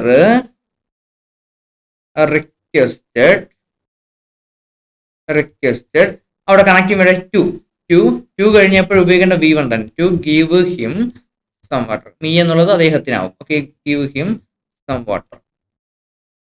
ഇവിടെ ഇടയിൽ എന്ത് വന്നു? ഈ ടു എന്ന് പറയുന്ന കണക്റ്റിംഗ് വേർഡ് വന്നു. ഓക്കെ, ഇപ്പൊ ഇംഗ്ലീഷിൽ ടു കഴിഞ്ഞാൽ എപ്പോഴും ഉപയോഗിക്കേണ്ടത് ആര് തന്നെയാണ്? V1 ഫോം തന്നെയാണ്. അത് മനസ്സിലാക്കി വയ്ക്കാം. ഓക്കെ, എളുപ്പമാണ്. ഈ ഇമ്പറേറ്റീവ് സെൻസിലൊക്കെ റിപ്പോർട്ട് ചെയ്യാൻ ഭയങ്കര എളുപ്പമാണ്. ഓക്കെ, അപ്പം നമ്മൾ എന്തുകൊണ്ട് ടു ഇട്ടില്ല എന്ന് വെച്ചാൽ നോട്ട് ടൂൽ ഓൾറെഡി ടു ഉള്ളതുകൊണ്ടാണ് ഇടാത്തത്. ഓക്കെ അല്ലേ? 4 ക്വസ്റ്റ്യൻ. ഓക്കെ അല്ലേ? അപ്പൊ ഫസ്റ്റ് പറഞ്ഞത് ഇഡിയംസ് ആണ്. രണ്ടാമത് പറഞ്ഞ ഇഫ് ക്ലോസിന്റെ കാര്യങ്ങളാണ്. മൂന്നാമത് പറഞ്ഞത് നമ്മുടെ റിലേറ്റീവ് പ്രോനൗണിന്റെ കാര്യങ്ങളാണ്. നാലാമത് പറഞ്ഞത് റിപ്പോർട്ടഡ് സ്പീച്ച്. ഓക്കെ അല്ലേ? സെറ്റ് അല്ലേ? 5. എടാ ഫിൽ ഇൻ ദ ബ്ലാങ്ക് ആണ്. The thunder gradually dash and its rumbling is heard far away beyond the village. അപ്പൊ പറയുന്ന ഇത്രേ ഉള്ളൂ. ഇവിടെ സ്യൂട്ടായിട്ട് വരുന്നത്, ഉത്തരമായിട്ട് വരുന്നത് ഏതെന്നാ ചോദിച്ചിരിക്കുന്നത്. എടാ, എബേറ്റ് എന്ന വാക്കിന്റെ അർത്ഥം പഠിച്ചു വെച്ചുള്ള. എബേറ്റ് എന്ന വാക്കിന്റെ അർത്ഥം കുറഞ്ഞു വരിക എന്നാണ്. ഓക്കെ, എബേറ്റ് എന്ന വാക്കിന്റെ അർത്ഥം കുറഞ്ഞു വരിക എന്നും റോട്ടണ്ട് എന്ന വാക്കിന്റെ അർത്ഥം ഗോളാകൃതിയിലുള്ള അല്ലെങ്കിൽ വൃത്താകൃതിയിലുള്ളതാ, അങ്ങനെയാണ് അർത്ഥം വരുന്നത്. അപ്പൊ അർത്ഥം അറിയെങ്കിൽ ഇവിടെ ഉത്തരം കിട്ടത്തുള്ളേ, അർത്ഥം അറിയെങ്കിൽ ഉത്തരം കിട്ടത്തുള്ളൂ. അപ്പൊ പറഞ്ഞിട്ടുള്ളൂ, എബേറ്റ് എന്ന വാക്കിന്റെ അർത്ഥം കുറഞ്ഞു വരിക എന്നും റോട്ടണ്ട് എന്ന വാക്കിന്റെ അർത്ഥം ഗോളാകൃതിയിലുള്ള അല്ലെങ്കിൽ വൃത്താകൃതിയിലുള്ള എന്നുമാണ് അർത്ഥം. ഇനി ഇവിടെ ഓപ്ഷൻ വെട്ടി ചെയ്യാൻ പറ്റുവേ, ഇവിടെ 2 ഓപ്ഷൻ വെട്ടി ചെയ്യാൻ പറ്റുവേ, 2 ഓപ്ഷൻ വെട്ടിക്കളയാം. കാരണം നമ്മൾ വന്നിരിക്കുന്ന തുടക്കക്കാരൻ ടണ്ടർ എന്നാ. ഈ ടണ്ടർ എന്ന് പറഞ്ഞാൽ ഒന്നല്ലേ, സിംഗുലാർ സബ്ജക്റ്റ് അല്ലേ, ടണ്ടേഴ്സ് എന്നല്ലല്ലോ പറഞ്ഞിരിക്കുന്നത്, ടണ്ടർ എന്നല്ലേ, ഒന്നാ സിംഗുലാർ സബ്ജക്റ്റാ. അപ്പോൾ ഒരാളെ പറ്റി പറഞ്ഞാൽ ഇംഗ്ലീഷിൽ എപ്പോഴും ഉപയോഗിക്കുന്നത് എസ്സിൽ അവസാനിക്കുന്ന വെർബായിരിക്കും. ഓക്കെ, ഇംഗ്ലീഷിൽ എപ്പോഴും മനസ്സിലാക്കേണ്ട കാര്യം, ഒരാളെ പറ്റി പറഞ്ഞാൽ എസ്സിൽ അവസാനിക്കുന്ന വെർബേ ഉപയോഗിക്കാൻ പാടുള്ളൂ. അങ്ങനെ എസ്സിൽ അവസാനിക്കുന്ന വെർബ് അല്ലാത്തത് നമുക്ക് വെട്ടിക്കൂടെ? ഇത് എസ്സിലല്ല അവസാനിക്കുന്നത്, ഇതും എസ്സിലല്ല അവസാനിക്കുന്നത്. കാരണം രണ്ട് ഓപ്ഷൻ, ആകെപ്പാടെ 2 വാക്കേ ഉള്ളൂ. 2 വാക്കിനാണ് 4 ഓപ്ഷൻ ആയിട്ട് ഇവിടെ ഇട്ടിരിക്കുന്നത്. ഓക്കെ, അത്രേ ഉള്ളൂ, സാധനം അത്രേ ഉള്ളൂ. ഓക്കെ, 2 ഓപ്ഷൻ 2 വാക്കുകൾ 4 ഓപ്ഷൻ മോഡിഫൈ ചെയ്തിട്ടു. അപ്പം ഒരാളെ പറ്റി പറഞ്ഞാൽ എസ്സിൽ അവസാനിക്കുന്ന വെർബ്. അപ്പൊ എസ്സിൽ അവസാനിക്കുന്ന വെർബ് ഇല്ലാത്ത 2 എണ്ണത്തിനെ വെട്ടിക്കളഞ്ഞു. ഇനി എബേറ്റ് ആണോ എബേറ്റ്സ് ആണോ? ഉത്തരമായിട്ട് വരുന്ന എബേറ്റ്. എന്തുകൊണ്ട് ഉത്തരമായിട്ട് വരുന്ന എബേറ്റ്? എന്തുകൊണ്ട്? ഒരാളെ പറ്റി പറഞ്ഞ എസ്സിൽ അവസാനിക്കുന്ന വെർബ് ഉപയോഗിക്കാവൂ, അല്ലെങ്കിൽ സിംഗുലർ സബ്ജക്റ്റ് ആണെങ്കിൽ എസ്സിൽ അവസാനിക്കുന്ന വെർബ് ഉപയോഗിക്കാവൂ. അപ്പം അർത്ഥം വരുന്ന ഇത്രേ ഉള്ളൂ. എന്താണ്? ഇടിമിന്നൽ അല്ലെങ്കിൽ ഇടി എന്ത് ചെയ്യുന്നു? ഗ്രാജുവലി കുറഞ്ഞു വരുന്നു. എന്നാൽ ആ ഗ്രാമപ്രദേശത്ത് ചെറിയ ദൂരെ അങ്ങ് ഗ്രാമപ്രദേശത്ത് എന്തുണ്ട്? ചെറിയൊരു റംബ്ലിംഗ്, ചെറിയൊരു ശബ്ദം കേൾക്കാം എന്നാണ് പറയുന്നത്. അപ്പം ഇടിമിന്നൽ കുറഞ്ഞു വരുന്നു, അല്ല ഇടി ഗോളാകൃതി ഇരിക്കണം എന്നല്ലല്ലോ അർത്ഥം വരുന്നത്. അപ്പൊ ഇടിമിന്നൽ കുറഞ്ഞു വരുന്നു എന്ന അർത്ഥത്തിൽ abates, the thunder gradually abates and its rumbling is heard far away beyond the village. ഇങ്ങനെയാണ് അതുപോലെ വാക്കിന്റെ അർത്ഥം അറിയെങ്കിൽ കിട്ടത്തുള്ളേ, വേറെ വഴിയില്ല. അടുത്ത 66 question antonym. Okay, synonym antonym എന്ന ടോപ്പിക് ഉണ്ട്, വൊക്കാബുലറി തന്നെയാണ് കയറുന്നത്. ഇപ്പൊ മിക്സ്ഡ് ആകും. 66. Okay, identify the antonym of the word, antonym of the underlined word. The company made an enormous profit last year. എടാ, എനോർമസ് എന്ന വാക്കിന്റെ വിപരീത പദമാണ് ചോദിച്ചിരിക്കുന്നത്. ഞാൻ ചോദിക്കട്ടെ, എനോർമസ് എന്ന വാക്കിന്റെ അർത്ഥം എന്താ? പേര് എനോർമസ്, വെരി ലാർജ്. അപ്പൊ എനോർമസ് എന്ന വാക്കിന്റെ അർത്ഥം എന്താണ്? Very large. എനോർമസ് എന്ന വാക്കിന്റെ അർത്ഥം വെരി ലാർജ്. അപ്പം വെരി സ്മാൾ എന്ന അർത്ഥത്തിൽ നമ്മളുടെ ഓപ്പോസിറ്റ് ആയിട്ട് എടുക്കുന്ന ഏതാണ്? ഡിമിനിറ്റീവ് എന്ന വാക്കാണ്. ഇതാണ് എനോർമസ് എന്ന വാക്കിന്റെ ഓപ്പോസിറ്റ്. ഓക്കെ അല്ലേ? ഇപ്പൊ എനോർമസ് എന്ന വാക്കിന്റെ അർത്ഥം വെരി ലാർജ്, ഡിമിനിറ്റീവ് എന്ന് പറഞ്ഞാൽ വെരി സ്മാൾ. അപ്പോ ബാക്കി 3 ഓപ്ഷനും എ ആയിക്കോട്ടെ, ബി ആയിക്കോട്ടെ, സി ആയിക്കോട്ടെ, എടാ എനോർമസ് എന്ന വാക്കിന്റെ സെയിം മീനിങ് അല്ലെങ്കിൽ സിനോണിംസ് ആണ്. അപ്പോൾ നമുക്ക് പഠിക്കാം. ഓക്കെ, എടാ എനോർമസ് എന്ന വാക്കിന്റെ സിനോണിംസ്. ഓക്കെ, ജസ്റ്റ് കണക്ട് ചെയ്ത് പഠിക്കാം. എനോർമസ് എന്ന വാക്കിന്റെ സിനോണിം. ഈ എനോർമസ് എന്ന വാക്ക് എവിടെ നിന്ന് PSC ചോദിച്ചെന്ന് അറിയാമോ? ഈ നമ്മുടെ 10ാം ക്ലാസ്സിലെ ഇപ്പോഴത്തെ പുതിയ ടെക്സ്റ്റ് ബുക്കിലെ 10ാം ക്ലാസ്സിലെ 1ാമത്തെ ചാപ്റ്ററിൽ, SCRT ചാപ്റ്ററിൽ, 10ാം ക്ലാസ്സിലെ 1ാമത്തെ ചാപ്റ്ററിൽ എനോർമസ് എന്ന വാക്കിനെ പറ്റി പറയുന്നുണ്ട്. അപ്പോൾ PSC മിക്കവാറും വൊക്കാബുലറി ചോദിക്കുന്നത് എന്ത് തന്നെയാണ്? SCRT ടെക്സ്റ്റ് ബുക്കുകളെ ബേസ് ചെയ്തായിരിക്കും. അങ്ങനെ നോക്കുമ്പോൾ ഈ എനോർമസ് എന്ന വാക്ക് എടുത്തിരിക്കുന്നത് അവിടെ നിന്ന് തന്നെ ആയിരിക്കാം. അതിന്റെ സിനോണിംസ് ആണ് നമ്മൾ എന്ത് ചെയ്യാൻ പരിശോധിക്കാൻ പോകുന്നത്. SCRT ആണ്. അപ്പൊ നമുക്ക് നോക്കാം. എടാ എനോർമസ് എന്ന വാക്കിന്റെ 1ാമത്തെ സിനോണിം എന്താണ്? ഓപ്ഷനിൽ തന്നെ ഉണ്ട്. 1ാമത്തെ സിനോണിമാണ് മാസീവ്. Okay, massive. എന്താണ് മാസീവ് എന്ന് പറഞ്ഞാൽ? വളരെ വലിയ. മാസീവ് എന്ന് പറയുന്നത്. ദെൻ 2ാമത്തെ എനോർമസ് എന്ന വാക്കിന്റെ 2ാമത്തെ സിനോണിമാണ് കൊളോസൽ. എടാ, കൊളോസൽ എന്ന് പറഞ്ഞാലും വളരെ വലുതെന്നാ. ഓക്കെ, കൊളോസൽ എന്ന് പറഞ്ഞാലും വലുതെന്ന് തന്നെ അർത്ഥം. Okay, colossal. അടുത്ത വാക്ക് ഏതാ? സി ഓപ്ഷനിൽ വന്നിരിക്കുന്നത് ഇമ്മൻസ്. Okay,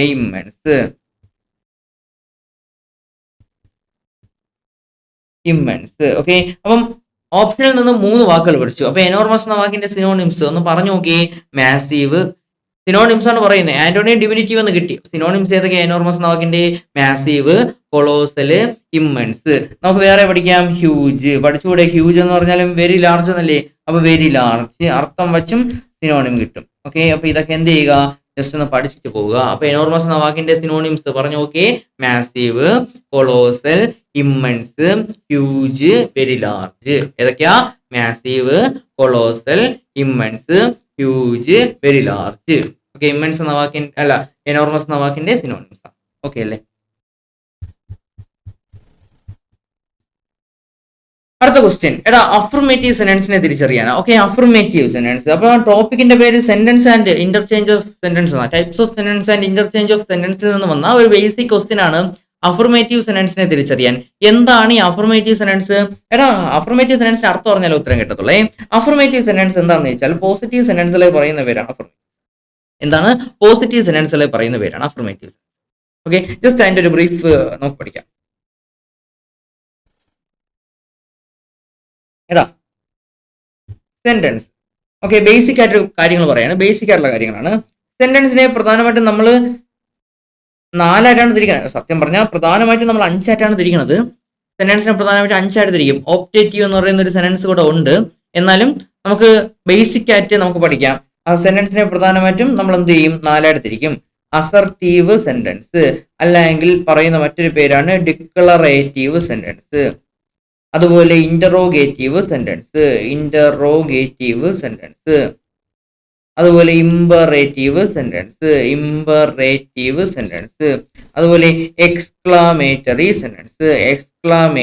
sentence. ഓക്കെ, അപ്പം ഇനി ഉണ്ട് ഒരാളും കൂടെ, 5ാമത്തെ ഒരാളും കൂടെ ഉണ്ട്, ഓപ്റ്റേറ്റീവ് സെന്റൻസ്. ജസ്റ്റ് ഒന്ന് മനസ്സിലാക്കി വെച്ചിരുന്നാൽ മതി. ഇത്രയാണ് ബേസിക് ആയിട്ട് പറയുന്നത്. അപ്പൊ ഇതിനകത്ത് വേറെയും ഉണ്ട് കേട്ടോ. ഈ അസർട്ടീവ് സെന്റൻസിനെ നമുക്ക് വേറെയും തിരിക്കാം. അസർട്ടീവ് സെന്റൻസിനല്ല, സെന്റൻസിനെ വീണ്ടും നമുക്ക് തിരിക്കാം. Simple sentence, compound sentence, complex sentence, compound എന്ന് വീണ്ടും തിരിക്കാം. അതൊക്കെ അങ്ങനെ നിൽക്കട്ടെ. തൽക്കാലം നമുക്ക് എന്ത് ചെയ്യാം? അസർട്ടീവ് സെന്റൻസിനെ വീണ്ടും നമ്മൾ 2ആയിട്ട് തിരിക്കും. ഓക്കെ, അതാണ് ഒന്ന് അഫർമേറ്റീവ് സെന്റൻസ്, രണ്ടാമത്തെ നെഗറ്റീവ്. ഓക്കെ, അപ്പം സെന്റൻസിനെ പ്രധാനമായിട്ട് 4ആയിട്ട് തിരിക്കും. Assertive or declarative. സ്റ്റേറ്റ്മെന്റ് രൂപത്തിലുള്ള സെന്റൻസുകളാണ് അസർട്ടീവ് എന്ന് പറയുന്നത്. ഓക്കെ, ഇന്ററോഗേറ്റീവ് എന്ന് പറഞ്ഞാൽ ചോദ്യ രൂപത്തിലുള്ള സെന്റൻസിലെ ഇന്ററോഗേറ്റീവ് എന്ന് പറയും. ഇമ്പറേറ്റീവ് എന്ന് പറഞ്ഞാൽ റിക്വസ്റ്റ്, കമാൻഡ്, ഓർഡർ, സജഷൻ, ഇങ്ങനെ കുറെ രൂപത്തിലുള്ള സെന്റൻസുകളെ നമ്മൾ ഇമ്പറേറ്റീവ് എന്ന് പറയും. വെർബിൽ ആരംഭിക്കുന്ന സെന്റൻസുകളാണെന്നൊക്കെ പഠിക്കാം. ഓക്കെ, വെർബിൽ ആരംഭിക്കുന്ന സെന്റൻസുകളെ ഇമ്പറേറ്റീവ് സെന്റൻസ് എന്നാണ് പറയുന്നത്. എക്സ്ക്ലമേറ്ററി സഡൻ ഫീലിംഗ്സിനെ കാണിക്കുന്ന വാക്കുകൾ സെന്റൻസുകളാണ്. ആശ്ചര്യചിഹ്നം ഉണ്ടെങ്കിൽ അല്ലെങ്കിൽ എക്സ്ക്ലമേറ്ററി മാർക്ക് ഉണ്ടെങ്കിൽ മനസ്സിലാക്കാം അവ എക്സ്ക്ലമേറ്ററി സെന്റൻസ് ആണ്. ചുമ്മാ പറഞ്ഞു പോകുന്നതാ. ഇനി സെന്റൻസ്, അസർട്ടീവ് സെന്റൻസിന് 2ആയി തിരിക്കാം. ഒന്ന് affirmative sentence, 2 negative sentence. Affirmative സെന്റൻസിലെ മറ്റൊരു പേരാണ് പോസിറ്റീവ് സെന്റൻസ്. അപ്പൊ എങ്ങനെയാണ് പോസിറ്റീവ് സെന്റൻസുകളെ തിരിച്ചറിയുക എന്ന് വെച്ചാൽ, തന്നിരിക്കുന്നവയിൽ നെഗറ്റീവ് വാക്കുകൾ ഇല്ലാത്തവയായിരിക്കും പോസിറ്റീവ് സെന്റൻസ്. അപ്പൊ ഇംഗ്ലീഷിൽ ഏതൊക്കെയാണ് നെഗറ്റീവ് വാക്കുകൾ എന്ന് ആദ്യം പഠിക്കുക. ഓക്കെ, നെഗറ്റീവ് വാക്കുകൾ അറിയാമെങ്കിൽ പോസിറ്റീവ് സെന്റൻസിനെ നെഗറ്റീവ് സെന്റൻസിനെ കണ്ടുപിടിക്കാം. എടാ ഇംഗ്ലീഷിലെ നെഗറ്റീവ് വാക്കുകൾ, negative words in English. Okay, negative words in English. എടാ കേട്ടിരുന്നോ? ഏതൊക്കെയാ? No, not, nil, never, none, none of, neither, nor. ഏതൊക്കെയാ? No, not, nil, never, none, none of, neither, nor, no one, nobody, nowhere, nothing. Nowhere, nothing. Okay, അപ്പൊ no, not, nil, never, none, none of, neither, nor, no one, nobody, nowhere, nothing, hardly, scarcely, rarely, barely, few, little, seldom. ഇത്രയുമാണ് ഇംഗ്ലീഷിലെ negative വാക്കുകൾ. ഏതൊക്കെയാ? ചുമ്മാ ഒന്ന് പറഞ്ഞു നോക്കി. No, not, nil, never, none, none of, neither, nor, no one, nobody, nowhere, nothing, hardly, scarcely, rarely, barely, few, little, seldom. ഏതൊക്കെയാ ഇംഗ്ലീഷിൽ നെഗറ്റീവ് വാക്കുകൾ? No, not, nil, never, none, none of, neither, nor, no one, nobody, nowhere, nothing, hardly, scarcely, rarely, barely, few, little, seldom. ഒരു 5 വട്ടം വായിക്കുമ്പോൾ ഇത് എന്ത് ചെയ്യും? കിട്ടിക്കോളും. ഓക്കെ അല്ലേ? ശരി. എന്നാൽ മനസ്സിലാക്കുക, A few, the few, a little, the little. എടാ ഇങ്ങനെ വന്നു കഴിഞ്ഞാൽ, അതായത് ഫ്യൂ ലിറ്റിൽ നെഗറ്റീവാ, എന്നാൽ എ ഫ്യൂ എന്നോ ദ ഫ്യൂ എന്നോ എ ലിറ്റിലോ ദ ലിറ്റിലോ വന്നാൽ അവ പോസിറ്റീവ് ആയിരിക്കും. ഇതും കൂടെ ജസ്റ്റ് ഒന്ന് മനസ്സിലാക്കി വയ്ക്കാം. ഓക്കെ അല്ലേ? ശരി, ഇനി നമുക്ക് ക്വസ്റ്റ്യനിലോട്ട് അടക്കാം. എടാ ഒന്നാമത്തെ നോക്കി, there is hardly. ഈ ഹാർഡ്ലി എന്ന വാക്ക് നെഗറ്റീവ് വാക്കല്ലേ? അപ്പൊ നമുക്ക് എന്ത് ചെയ്യാം? ഈ സെന്റൻസിനെ നെഗറ്റീവ് സെന്റൻസ് ആയിട്ട് പരിഗണിക്കാം. ഓപ്ഷൻ വെട്ടിക്കളയാം. അടുത്ത് രണ്ടാമത്തെ വാക്ക് there are few. ഈ ഫ്യൂ എന്ന വാക്ക് നെഗറ്റീവ് അല്ലേ? നമ്മൾ പഠിച്ചു. അപ്പൊ നെഗറ്റീവ് സെന്റൻസ് ആണ്, എന്ത് ചെയ്യാൻ? വെട്ടിക്കളയാം. അടുത്ത് സിയിൽ പ്രത്യേകിച്ച് നമ്മൾ പഠിച്ചൊന്നും കാണില്ല. ഡി നോക്കാം. He had scarcely. എടാ സ്കേഴ്സ്ലി എന്ന വാക്ക് നെഗറ്റീവ് അല്ലേ, അപ്പം വെട്ടിക്കളയാം. അപ്പൊ മനസ്സിലാക്കാം സി ആണ് ഇവിടെ ശരിയായ ഉത്തരം. എങ്ങനെയാണ് സി എന്ന ഉത്തരം ശരിയായി മാറിയെന്ന് ചോദിച്ചാൽ എങ്ങനെയാണ്, നെഗറ്റീവ് വാക്കുകളൊന്നും ഇല്ലാത്ത സെന്റൻസുകളെ നമ്മൾ പോസിറ്റീവ് സെന്റൻസുകൾ, അല്ല എന്നുണ്ടെങ്കിൽ അഫർമേറ്റീവ് സെന്റൻസ് എന്ന് പറയും.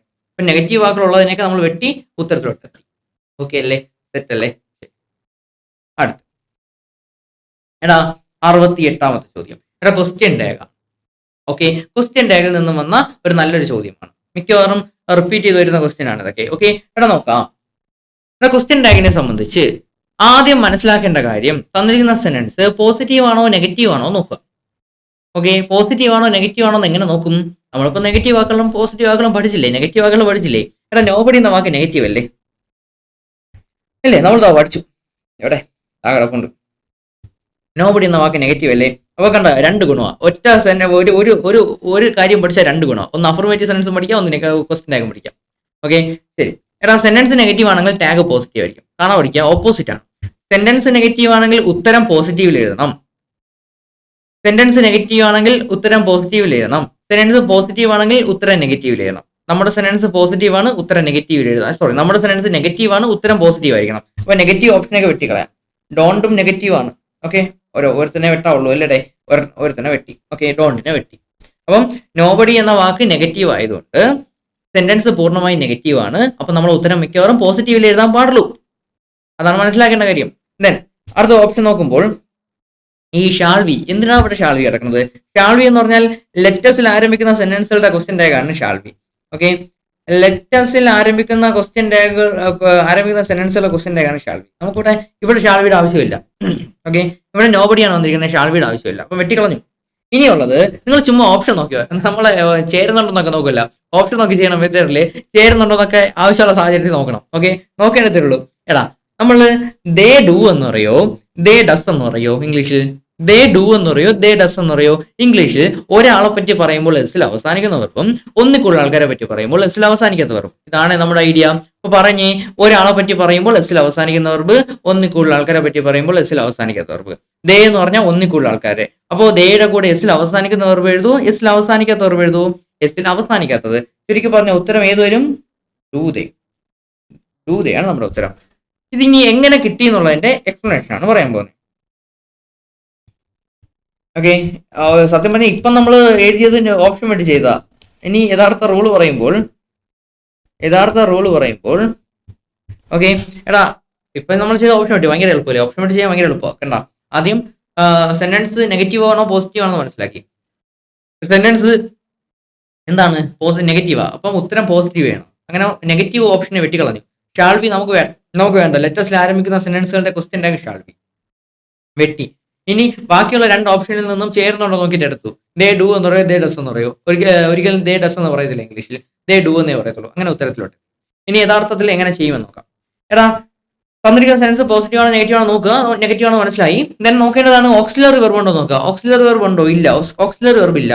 അപ്പൊ മെയിൻ വെർബ് ഉണ്ട്. ഓക്കെ, മെയിൻ വെർബ് ഉണ്ട്.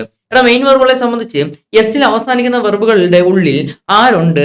ഡസ് എന്ന ഓക്സിലറി വെർബ് ഉണ്ട്. മനസ്സിലാക്കുക, എസിൽ അവസാനിക്കുന്ന എല്ലാ മെയിൻ വെർബുകളുടെ ഉള്ളിലും ആരുണ്ട്?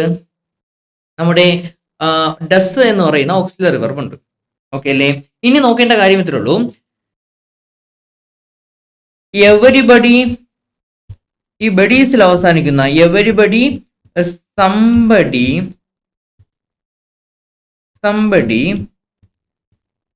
Anybody, nobody. ഓക്കെ, ഇവരുടെ ഇങ്ങനെയാണ് സെന്റൻസ് ആരംഭിക്കുന്നതെങ്കിൽ ഇവരുടെ സബ്ജക്റ്റ് എന്ന് പറഞ്ഞാൽ ദേ ആയിരിക്കും. ഓക്കെ, മനസ്സിലാക്കുക. എവരിബഡി, സംബഡി, എനിബഡി, നോബഡി, ഇങ്ങനെയൊക്കെയാണ് സെന്റൻസ് ആരംഭിക്കുന്നതെങ്കിൽ ഇവരുടെ സബ്ജക്റ്റ് എന്ന് പറഞ്ഞാൽ ദേ ആയിരിക്കും. ഓക്കെ, അപ്പൊ ദേ ഇട്ട് കൊടുത്തു, ഞാൻ താഴോട്ട് ദേ ഇട്ടു. ഓക്കെ, ഇനി നിങ്ങൾ പറയേണ്ട കാര്യം സബ്ജക്റ്റ് വെർബ് എഗ്രിമെന്റ് അനുസരിച്ച് ദേ ഡസ് എന്ന് ഇംഗ്ലീഷിൽ പറയത്തില്ല. പകരം നമ്മൾ പറയുന്നതാണ് ദേ ഡു എന്നുള്ളത്. അങ്ങനെ നമ്മൾ എന്ത് ചെയ്തു? ഉത്തരത്തെ ഡു എന്നാക്കി, ഈ ദേയെ അപ്പുറത്തോട്ട്.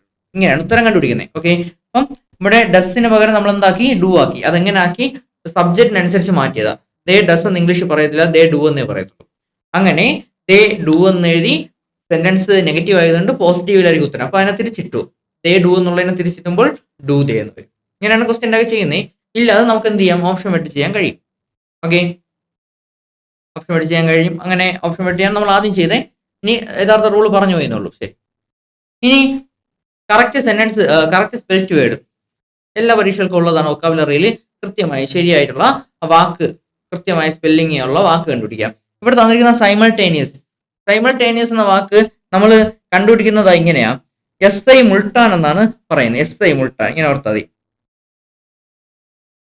SI Multan, SI Multan, EOUS. നമ്മുടെ സ്പെല്ലിംഗ് എങ്ങനെയാ പറയുന്നേ? സൈമൾട്ടേനിയസ് എന്ന വാക്കിന്റെ സ്പെല്ലിംഗ് ഇങ്ങനെയാണ് പഠിക്കുന്നത്. SI Multan EOUS. എങ്ങനെയാ? SI Multan EOUS. ഇവിടെ SI ഉണ്ടോ എവിടെയെങ്കിലും? എന്താ, എയിലുണ്ട്, സിയിലില്ല, വെട്ടിക്കോ വെട്ടിക്കോ. ഡിയിലില്ല, വെട്ടിക്കോ വെട്ടിക്കോ. ഇനി എ ആണോ ബി ആണോ ഉത്തരം?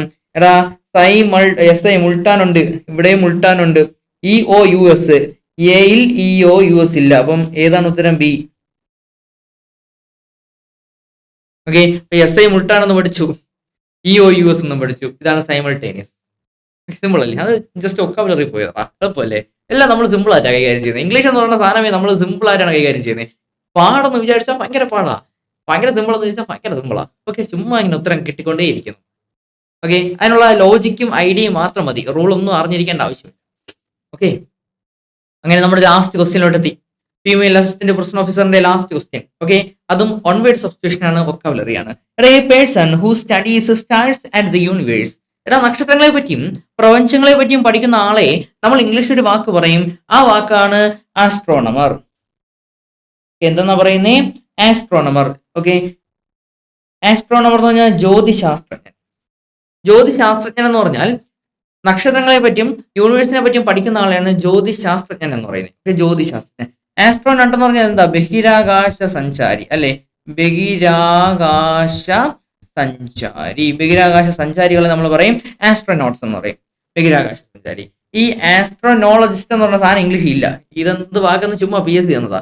ഇത് നമ്മുടെ ജ്യോതിഷി ഉണ്ടല്ലോ, ജ്യോതിഷി, അതായത് ജോത്സ്യൻ. ആ ജോത്സ്യനെ പറയുന്ന പേരാണ് ആസ്ട്രോളജിസ്റ്റ്. അതായത് ഗ്രഹങ്ങളുടെയും നക്ഷത്രങ്ങളുടെയൊക്കെ സ്ഥാനം മനസ്സിലാക്കുന്ന ആളെ നമ്മൾ പറയുന്ന പേരാണ് ആസ്ട്രോളജിസ്റ്റ് എന്ന് പറയും. ജ്യോതിഷി എന്നാണ് മലയാളത്തിൽ പറയുന്നത്. നമ്മൾ അതിനെ നാട്ടുമ്പുറത്ത് ജോത്സ്യൻ എന്ന് പറയുന്നത്. ഓക്കെ, പറഞ്ഞതുള്ളൂ. ആസ്ട്രോണമർ എന്ന് പറഞ്ഞാൽ ജ്യോതിശാസ്ത്രജ്ഞനും ആസ്ട്രോളജിസ്റ്റ് എന്ന് പറഞ്ഞാൽ ജ്യോതിഷിയുമാണ്. അതായത് സ്ഥാനം മനസ്സിലാക്കുന്ന ആളെ ജ്യോതിഷി എന്നും, അല്ലാതെ നക്ഷത്രങ്ങളെ പറ്റിയും പ്രപഞ്ചത്തെ പറ്റിയും പഠിക്കുന്ന ആളെ നമ്മൾ എന്തെന്ന് പറയും? ജ്യോതിശാസ്ത്രജ്ഞൻ എന്നും പറയും. അങ്ങനെ നമ്മുടെ 10 ക്വസ്റ്റ്യൻസ് കംപ്ലീറ്റ് ആക്കി. ഓക്കെ, അപ്പൊ ഒന്നും കൂടെ ഒന്ന് റിവൈസ് ചെയ്തിട്ട് നമുക്ക് എന്ത് ചെയ്യാം? വൈൻഡ് അപ്പ് ചെയ്യാം. ഓക്കെ, നോക്കൂ. എടാ, 61ാമത്തെ ക്വസ്റ്റ്യൻ അല്ലെങ്കിൽ നമ്മുടെ 1ാമത്തെ ക്വസ്റ്റ്യൻ ഇതായിരുന്നു. ബ്ലൂ ബ്ലഡ് എന്ന ശൈലിയുടെ അർത്ഥം എന്തെന്നാണ്? ബ്ലൂ ബ്ലഡ് എന്ന ശൈലിയുടെ അർത്ഥം നമ്മൾ പറഞ്ഞു നോബിൾ മാൻ അല്ലെങ്കിൽ അരിസ്റ്റോക്രാറ്റ്. അതിനെ കണക്ട് ചെയ്ത് കുറച്ച് വാക്കുകൾ പറഞ്ഞു. ബാഡ് ബ്ലഡ് എന്ന് പറഞ്ഞാൽ എനിമിറ്റി അല്ലെങ്കിൽ ഹോസ്റ്റിലിറ്റി. ഇൻ കോൾഡ് ബ്ലഡ് എന്ന് പറഞ്ഞാൽ ഡെലിബറേറ്റ്ലി അല്ലെങ്കിൽ ക്രൂവലി. അല്ല, ഡെലിബറേറ്റ്ലി ആൻഡ് ക്രൂവലി, അതാണ്. അതായത് മനഃപൂർവ്വം ക്രൂരമായി ചെയ്യുന്ന പ്രവൃത്തികൾ. അടുത്ത മേക്ക് വൺസ് ബ്ലഡ് ബോയിൽ എന്ന് പറഞ്ഞാൽ ഒരാൾ ദേഷ്യം പിടിപ്പിക്കുക, ചോര തിളപ്പിക്കുക എന്ന് പറയും. ചോര തിളപ്പിക്കുക. Blood is thicker than water എന്ന് പറഞ്ഞാൽ അതൊരു ശൈലിയാണ്, പഴഞ്ചൊല്ലാണ്. അർത്ഥം വരുന്നത് family bonds are strongest. Family, കുടുംബ ബന്ധമാണ് എപ്പോഴും സ്ട്രോങ് എന്നുള്ള രീതിയിൽ പറയും. പിന്നെ അടുത്ത് പറഞ്ഞാൽ ഇഫ് ക്ലോസ്. ഇഫ് കഴിഞ്ഞ് ആരൊക്കെ വരുന്നു നോക്കുക. ഇഫ് കഴിഞ്ഞ് ആം ആണോ, ഈസ് ആണോ, ആർ ആണോ, ഹാസ് ആണോ, ഹാവ് ആണോ, V1 ആണോ നോക്കുക. ആണെങ്കിൽ ഓപ്ഷനിൽ വില്ല്, ഷാള്, ക്യാന്, മേ ഉണ്ടോ നോക്കുക. അടുത്ത് നോക്കേണ്ട ഇത്രേ ഉള്ളൂ. ഇഫ് കഴിഞ്ഞ് വന്നിരിക്കുന്നത് വാസ്, വേറ്, അല്ലെങ്കിൽ ഹാഡ്, അല്ലെങ്കിൽ V2. ഇവ ആണെങ്കിൽ വുഡ്, കുഡ്, ഷുഡ്, മൈറ്റ് ഉണ്ടോ നോക്കുക. പിന്നെ അടുത്ത് പറഞ്ഞത് ഹാഡ് പ്ലസ് V3 ആണ് ഇഫ് കഴിഞ്ഞ് വരുന്നതെങ്കിൽ would have, should have, could have, might have ഉണ്ടോ നോക്കുക. ഹാസ്, ഹാവ്, ഹാഡ് കഴിഞ്ഞാൽ എപ്പോഴും V3 ആണ് ഉപയോഗിക്കുന്നത്. ആ കൺസെപ്റ്റിലാണ് നമ്മുടെ ക്വസ്റ്റ്യൻ വന്നത്. അടുത്ത 63 എന്ന് പറഞ്ഞാൽ റിലേറ്റീവ് പ്രോനോൺ എന്നുള്ള ക്വസ്റ്റ്യൻ ആയിരുന്നു. അത് ഒരു വ്യക്തിയെ പറ്റി പറയുകയാണെങ്കിൽ മാത്രമേ നമ്മൾ ഹൂം, ഹൂസും, ഹൂമും ഉപയോഗിക്കത്തുള്ളൂ. അങ്ങനെ 2 ഓപ്ഷനെ കട്ട് ചെയ്തു. ജീവനില്ലാത്ത വസ്തുക്കളെ പറ്റി പറയുമ്പോൾ നമ്മൾ എപ്പോഴും ചേർക്കുന്നത് വിച്ച് ആയിരിക്കും. അങ്ങനെ 2 വിച്ച് ഉണ്ട്, ഒരിടത്ത് ഓഫ് വിച്ച് ഉണ്ട്. അപ്പൊ എങ്ങനെയാണ് ഓഫ് വിച്ച് അവിടെ വന്നതെന്ന് നോക്കാൻ പ്രൗഡ് കഴിഞ്ഞ് ഓഫേ നമ്മൾ ഉപയോഗിക്കത്തുള്ളൂ. പ്രൗഡ് കഴിഞ്ഞ് നമ്മൾ എപ്പോഴും ഓഫേ ഉപയോഗിക്കത്തുള്ളൂ. അങ്ങനെയാണ് ആ പ്രൗഡിന്റെ കൂടെ ഓഫ് വരേണ്ട ആ ഓഫിനെ കൂടെ ഓപ്ഷന് ചേർത്ത് ഓഫ് വിച്ച് എന്ന ഉത്തരത്തിലോട്ട് നമ്മൾ എത്തിച്ചത്. അടുത്ത് പറഞ്ഞത് റിപ്പോർട്ടഡ് സ്പീച്ച് ആണ്. റിപ്പോർട്ടഡ് സ്പീച്ച് എന്ന് പറയുമ്പോൾ ഇമ്പറേറ്റീവ് സെന്റൻസ് ആണ്, അല്ലെങ്കിൽ വെർബിൽ ആരംഭിക്കുന്ന സെന്റൻസുകളെ എങ്ങനെ റിപ്പോർട്ട് ചെയ്യുന്നതാണ് പറഞ്ഞത്. അങ്ങനെയെന്ന് ഞാൻ നമ്മൾ പറയുമ്പോൾ അങ്ങനെ പറയുമെങ്കിലും സത്യം പറഞ്ഞാൽ ഡോണ്ട് ഒരു സെന്റൻസിൽ ആരംഭിച്ചാൽ ഡോണ്ടിന്റെ ചേഞ്ച് നോട്ട് ടു എന്ന് അറിയാവുന്ന ഒരു കുട്ടിക്ക് നമുക്ക് എന്ത് ചെയ്യാം? ഓപ്ഷൻ വെട്ടി ഉത്തരത്തിലോട്ട് എത്താം. ഓക്കെ അല്ലേ? അടുത്ത് പറയുന്നു ഒരു അർത്ഥമാണ്. അബാറ്റ്സ് എന്ന വാക്കിന്റെ അർത്ഥം കുറഞ്ഞു വരിക, റോട്ടണ്ട എന്ന വാക്കിന്റെ അർത്ഥം വൃത്താകൃതിയിലുള്ള ഗോളാകൃതിയിലുള്ള. അങ്ങനെ അബാറ്റ്സ് എന്ന വാക്കിലോട്ട് എത്തി. അടുത്ത് ചോദിച്ചത് എനോർമസ് എന്ന വാക്കിന്റെ ആന്റോണിമാണ്, അല്ലെങ്കിൽ വിപരീത പദമാണ്. ഡിമിനിറ്റീവ് എന്ന് നമ്മൾ ഉത്തരത്തിലോട്ട് എത്തി. എന്നാൽ എനോർമസ് എന്ന വാക്കിന്റെ അർത്ഥം വെരി ലാർജ് എന്നാണ്. അതുമായിട്ട് ബന്ധപ്പെട്ട വാക്കുകളാണ് മാസീവ്, ഇമ്മൻസ്, അതുപോലെ കൊളോസൽ, അതുപോലെ ഹ്യൂജ് എന്നൊക്കെ വാക്കുകൾ നമ്മൾ പറഞ്ഞു. പിന്നെ അടുത്ത അഫർമേറ്റീവ് സെന്റൻസ്, അതായത് പോസിറ്റീവ് സെന്റൻസുകൾ ഇംഗ്ലീഷിൽ പറയുന്ന പേരാണ് അഫർമേറ്റീവ് സെന്റൻസുകൾ. ഓക്കെ, പോസിറ്റീവ് സെന്റൻസുകളാണ് അഫർമേറ്റീവ് സെന്റൻസ് എന്ന് പറയുന്നത്. പോസിറ്റീവ് സെന്റൻസ് എങ്ങനെ മനസ്സിലാക്കാമെന്ന് കേട്ടാൽ, നെഗറ്റീവ് വാക്കുകളൊന്നും ഇല്ലാത്തതാണ് പോസിറ്റീവ് സെന്റൻസുകൾ. അതെങ്ങനെ മനസ്സിലാക്കാം? നെഗറ്റീവ് വാക്കുകൾ ഏതൊക്കെയാണ് ഇംഗ്ലീഷിലെ? No, not, nil, never, none, none of, neither, nor, no one, nobody, nowhere, nothing, hardly, scarcely, rarely, barely, few, little, seldom. Okay, ഇത്രയും വാക്കുകളാണ് നെഗറ്റീവ് വാക്കുകൾ. എന്നാൽ a few, the few, a little, the little positive. ആ ഒരു സെൻസിൽ നമ്മൾ option വെട്ട് ചെയ്തു. അടുത്ത ക്വസ്റ്റ്യൻ ടാഗ്. എടാ, നോബഡി, സംബഡി, എനിബഡി, എവരിബഡി ഒക്കെ വന്ന ദേ ആയിരിക്കും. അപ്പോൾ നമ്മുടെ ഓപ്ഷൻ നോക്കി ചെയ്യാം. അല്ലാണ്ട് ഞാൻ പറയുന്നു, എസ്സിൽ അവസാനിക്കുന്ന വെർബിന്റെ ഉള്ളിൽ ഡസ് ഉണ്ട്. ദേ ഡസ് എന്ന് ഇംഗ്ലീഷിൽ പറയത്തില്ല. അതുകൊണ്ട് നമ്മൾ തിരിച്ചിട്ടു. എന്തെന്ന്? ഡു എന്ന്. ഡസിന് പകരം ഡു എടുത്തു. ഡൂവിനെ തിരിച്ചിട്ടപ്പോൾ ഡു ദേ എന്നാണ് ഉത്തരം. അടുത്ത് പറഞ്ഞു, സൈമൾട്ടേനിയസ്ലി എന്ന വാക്കിന്റെ സ്പെല്ലിംഗ്, കൃത്യമായ സ്പെല്ലിംഗ് SI മുൾട്ടാൻ EOUS എന്നാണ്. അടുത്ത് നക്ഷത്രങ്ങളെ പറ്റിയും ഈ പ്രപഞ്ചത്തെ പറ്റിയും പഠിക്കുന്ന ആളെ നമ്മൾ പറയുന്ന പേരാണ് ആസ്ട്രോണമർ എന്ന് പറയും. ആസ്ട്രോനട്ട് എന്ന് പറഞ്ഞാൽ ബഹിരാകാശ സഞ്ചാരിയും, ആസ്ട്രോളജിസ്റ്റ് എന്ന് പറഞ്ഞാൽ ജ്യോതിഷി, അല്ലെങ്കിൽ ഗ്രഹങ്ങളുടെ സ്ഥാനം മനസ്സിലാക്കുന്ന ആളെയാണ് ജ്യോതിഷി എന്ന്. ഓക്കെ, അപ്പോൾ വളരെ സിമ്പിളായിട്ടും എങ്ങനെയാണ് ഉത്തരത്തിൽ എത്തേണ്ട മാർഗത്തെ പറ്റി നമ്മൾ എന്ത് ചെയ്തു? ചർച്ച ചെയ്ത് കഴിഞ്ഞു. 10 ക്വസ്റ്റ്യൻ നിങ്ങൾക്ക് മനസ്സിലായ? ക്ലാസ് മനസ്സിലായ? ഓക്കെ, ക്ലാസ് മനസ്സിലായെന്നാണ് എൻ്റെ വിശ്വാസം. കാരണം അത്രയും സിമ്പിളായിട്ടും അത്രയും വളരെ ലഘുവായിട്ടുമാണ് നമ്മൾ എന്ത് ചെയ്തത് ക്ലാസ്സുകൾ അവതരിപ്പിക്കുന്നത്. ഓക്കെ, ഇംഗ്ലീഷ് ഇത്രയേ ഉള്ളൂ എന്ന് വിചാരിക്കുക, വളരെ സിമ്പിൾ ആണെന്ന് വിചാരിക്കുക. എന്ത് ചെയ്യുക? നിങ്ങളും ഡെയിലി ക്വസ്റ്റ്യൻസ് ഒക്കെ ഓപ്ഷൻ വേണ്ടി ചെയ്യണ മെത്തേഡിലൂടെ വർക്കൗട്ട് ചെയ്യുക. അപ്പോൾ നമുക്ക് ഇംഗ്ലീഷ് എന്ത് ചെയ്യും? പെട്ടെന്ന് ക്രാക്ക് ചെയ്യാൻ പറ്റും. 10 ക്വസ്റ്റ്യൻ നമുക്ക് എന്ത് ചെയ്യാം? സിമ്പിളായിട്ട് കിട്ടും. ഓക്കെ, അപ്പോൾ എന്ത് ചെയ്യുക? എല്ലാവരും നന്നായിട്ട് പഠിക്കുക. മറ്റൊരു വീഡിയോയുമായി നമുക്ക് വീണ്ടും കാണാം. ശരി, എന്നാൽ താങ്ക് യു.